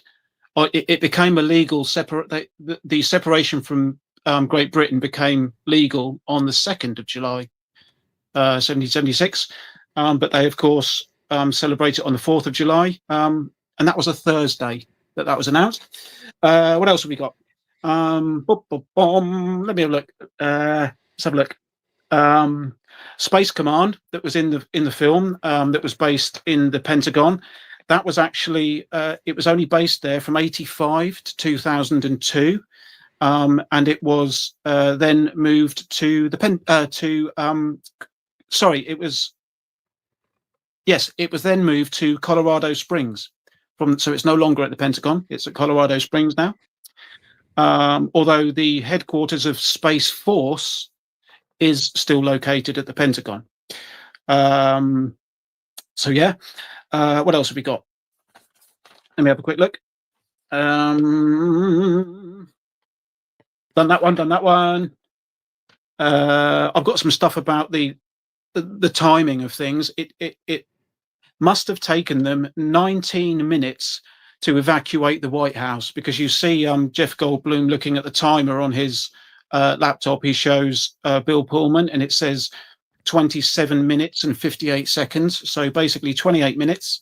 And when they get on the helicopter and he looks at it, it says 9 minutes. So it took them 19 minutes to get out of the White House. Well, when they're on that, escaping, sorry, Rob, carry on. No, I was going to say on that, when they're uploading the virus into the mother, you know what I'm going to say. You know, it's 30 seconds. They give it 30 seconds. Apparently, it's 1 minute 33 is the screen time for it. So although it's saying that it's uploading for 30 seconds, it's over a minute and a half before they actually get the virus into the mothership. So yeah, Okay. I love the escape when and he goes, the fat lady doesn't sing it, and he goes, he doesn't cough, he goes, you're obsessed with the fat lady, but they go, you got 30 seconds on 28, and then you get at least 10-12 seconds, and it cuts down to like 24 seconds. And as they're flying out of that exit, which that is another scene, very Star Wars-esque, as they're getting through that sort of closing triangular door. That's Star Wars all over, and I don't think that can be denied. But that scene is just, the timing on that is just like there's movie magic for you there, because I mean they're debating for about 9 seconds of that before that. Do you know what I mean? Of that time, it's like, fucking move the ship, Jesus! But it's movie timing magic, isn't it? I mean, I thought movie logic, yeah.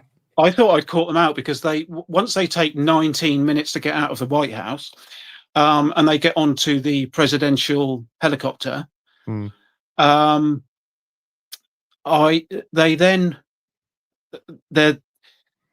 a bit later on, you see them taking off in Air Force One when the explosions start to happen, and I thought, there's no way they'd have got from the White House to where Air Force One is hangared and started to take off in that amount of time. That's absolute bollocks. And I looked it up, and apparently it's 11 miles away, and it Andrews takes Air Force 4 Base, minutes. isn't it?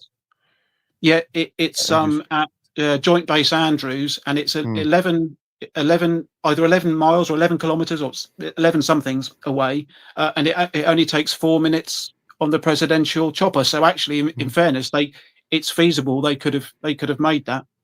I mean, if we want to go down, just to cut over you just quick there, of things in this movie, if we want to point things out, Vivica A. Fox, Will Smith's lady friend in the film, when she introduces her son to the First Lady. No one else clocks the First Lady. I'm sorry, but I would have recognized, even when I was like 11 years old and saw this, if Hillary Clinton was there, I would have known that. If Michelle Obama was there, if Melania Trump was there now, even in England, as people ignorant to a lot of the stuff that goes on in America, we would bloody know that was the First Lady. Would we or would we not? Can I just say that scene just seems highly implausible? I'm very aware of who Melania Trump is, yes. Yes, of course you are. That's all I'm going to say about that. Anyway, Monkeyboy, I interrupted you. No, you're right. What else have you got? I thought it was a bit daft when the first time that the fighter jets attack the mothership, they all line up. They fire the torpedoes, or no, that's submarines, isn't it? They fire the missiles at the mothership, and they all fail because they all hit the force field, and you can see they're hitting a force field because you get all the blue thing when they explode. So that all happens. They all see that, right? Then Will Smith says, "Oh, we better use sidewinders," as if that's going to make a blind bit of difference, because they've just seen that it's got a force field. And not only that, they fire a shitload of sidewinders at it, and then Will Smith goes, and I quote, "They must have some kind of protective shield." Well, no shit, because you've just seen that with the first load of missiles you just fired at it. Okay, What? so if we're gonna go down that path, then when he goes, I saw his forts when the president sees the alien's forts when he's wrapped up, he goes, Yeah, nuke yeah. the bastards, yeah. Yeah. You are fully aware that that ship is equipped with a force field, with technology behind you, and your response at that point is nuke the bastard. Do you really think? And I think Jeff Goldblum's the only one talking sense in that room. Like, you're going to ruin the planet. Like what are you doing? What are you doing? Like, this is insanity. Let's have a look. There was a stupid bit, and I've seen this in a number of films. It's when Will Smith's girlfriend's in the freeway tunnel, and it's just after the first strike, and she looks behind her and she can see the tunnel full of fire coming towards her. She kicks down the service door into the little whatever it is, calls the dog in, who jumps in just as the fire is reaching the dog, and they all sit about 6 feet away, and they're fine. And the fire doesn't think to go into the little service room. And I don't know if that's real, or if that's like, would that happen? I'm pretty sure the fire would also go into that room.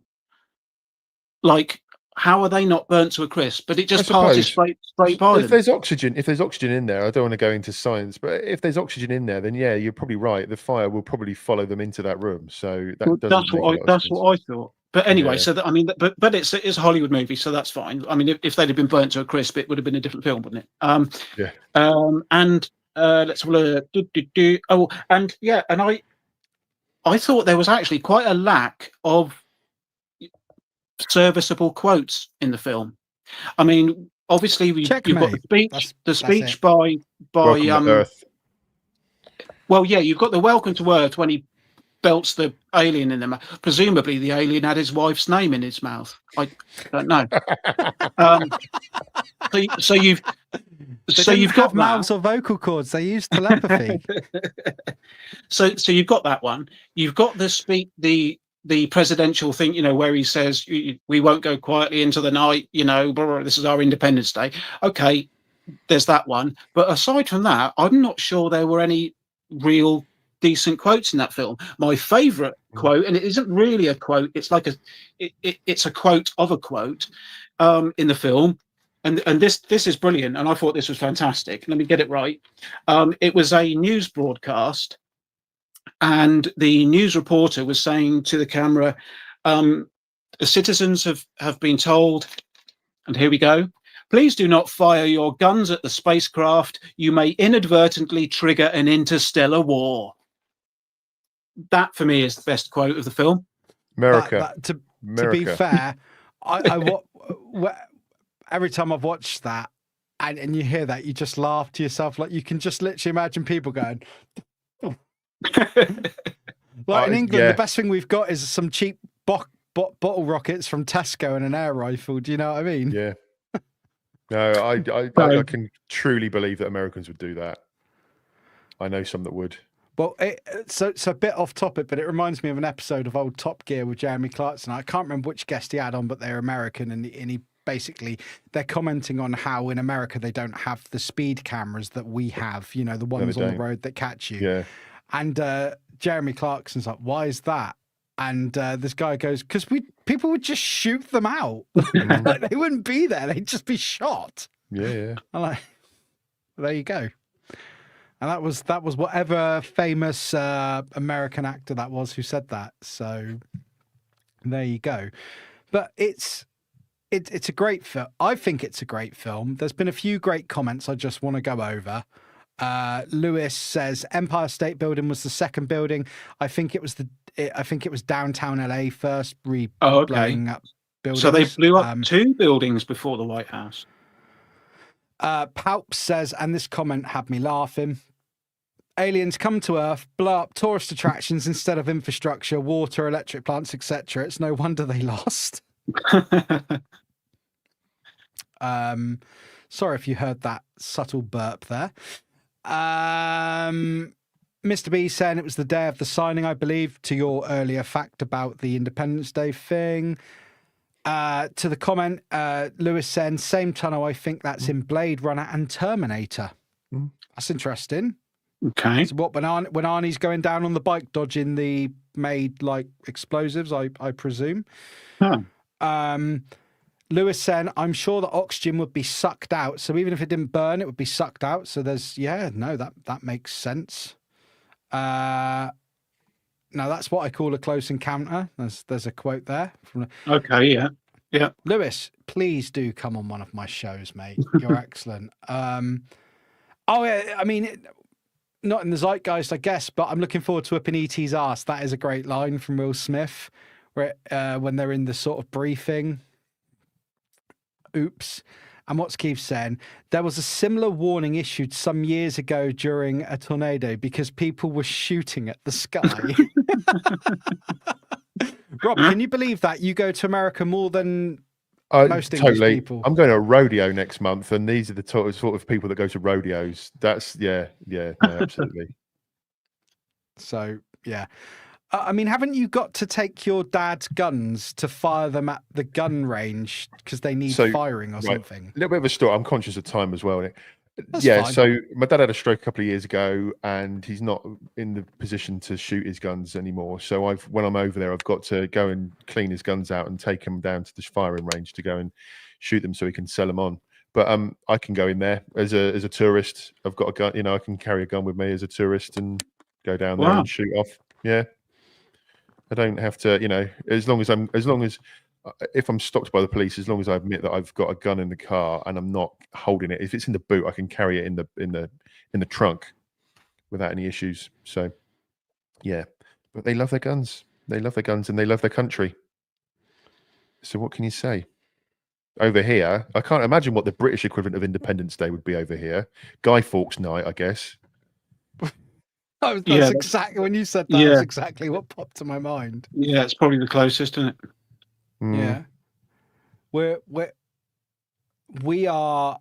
I love all our American cousins. I've got lots of American friends, especially for YouTube. But we are such differing nations. We're so different, and difference is good. There's nothing wrong with people being different at all. But we are so very different.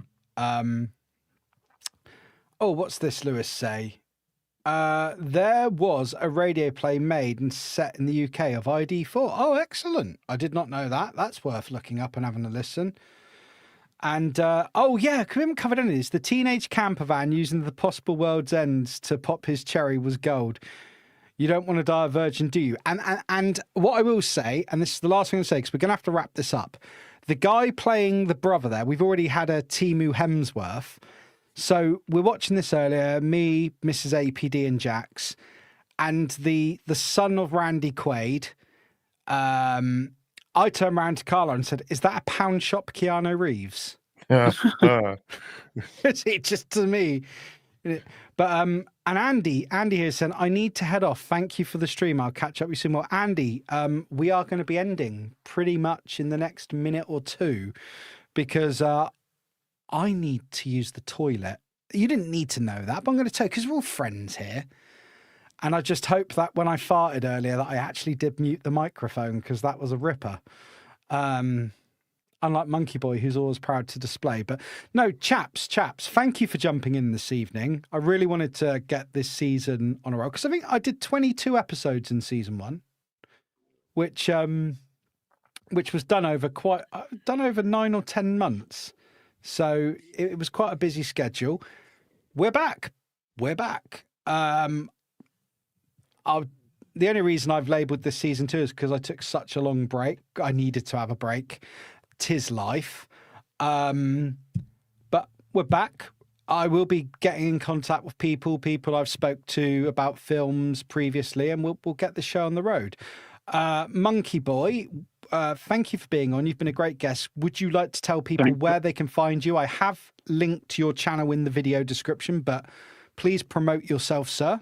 Okay, well, if I may ask you, if you wouldn't mind promoting or putting the links to all 3 channels in your... Yep, send them me and I will do it, no problem. Okay, so all I then need to say is Monkey Boy's Toys tomorrow, Skeletalk tomorrow, And if you guys wouldn't mind checking out my new channel, which is called Whimsy Fizz, I'll send the link to that to Nick. If you wouldn't mind going and checking that out, you might find that's worth a giggle. Very funny. There is one main video on there at the moment. The videos won't be so often on there because they take a bit more production. But yeah, head over to Whimsy Fizz and check that out if you wouldn't mind. I won't say any more, but yeah, give it a look. Thank you very much. No problem. And I'm just being lazy saying send me the links because I could absolutely find them myself, but I'm lazy. But I will absolutely put them up. Please do check out Whimsy. Check out all of Dave Monkeyboy's channels. His real name's Dave. I've ruined the illusion. Check out all of Monkeyboy's channels. Whimsy Fizz, that Batman outside the church in the ice cream van was one of the most insane, hilarious things I've watched in a long time. And I was having a particular rough time that day. You chaps are aware, but that made me laugh a lot. That brought a smile when I really needed one. So please do check it out. Rob has vanished because his internet's probably dropped out. Rob doesn't have a YouTube channel, but Rob will be back on the channel. Rob's great. And if you're in Dorset, hit him up for a haircut. So being as we are right on the end of the... Oh, here he is. He's back. I'm really sorry, my internet is horrific, everybody. I'm really, really sorry. That's fine, mate. I was just saying, if people are in Dorset, come and get a haircut from you because you don't have a YouTube channel. No, I don't have anything like that. Thank you very much for having me on this evening, guys. It's been You great. are more The than chat's welcome. been great. And up the cherries today because we had a flipping good win this afternoon. So I'm well chuffed about that. So thank you very much. I think that's football. So yeah, it is football. It is football. Yeah, up the cherries. No, I know the Cherries. My dad is a lifelong Bournemouth supporter. He lived in Bournemouth most of his life, so I'm fully aware. Yes, guys, you've been great. Chat, you've been absolutely fantastic. Thank you so much to everyone who came and stayed here. We've had a consistent, till the last few minutes, we've had a consistent 20, 22 people in the live chat. I appreciate you. Good kickoff to the first episode of this season, and I hope to see you all again soon. Thanks for having me, man. You are absolutely more than welcome. I didn't use half the slides I made, but hey, que sera, that is life. And I'm going to play the outro video now and say, guys, let's do the awkward wave. And we'll see you on the next one. Bye-bye. Bye. Bye all.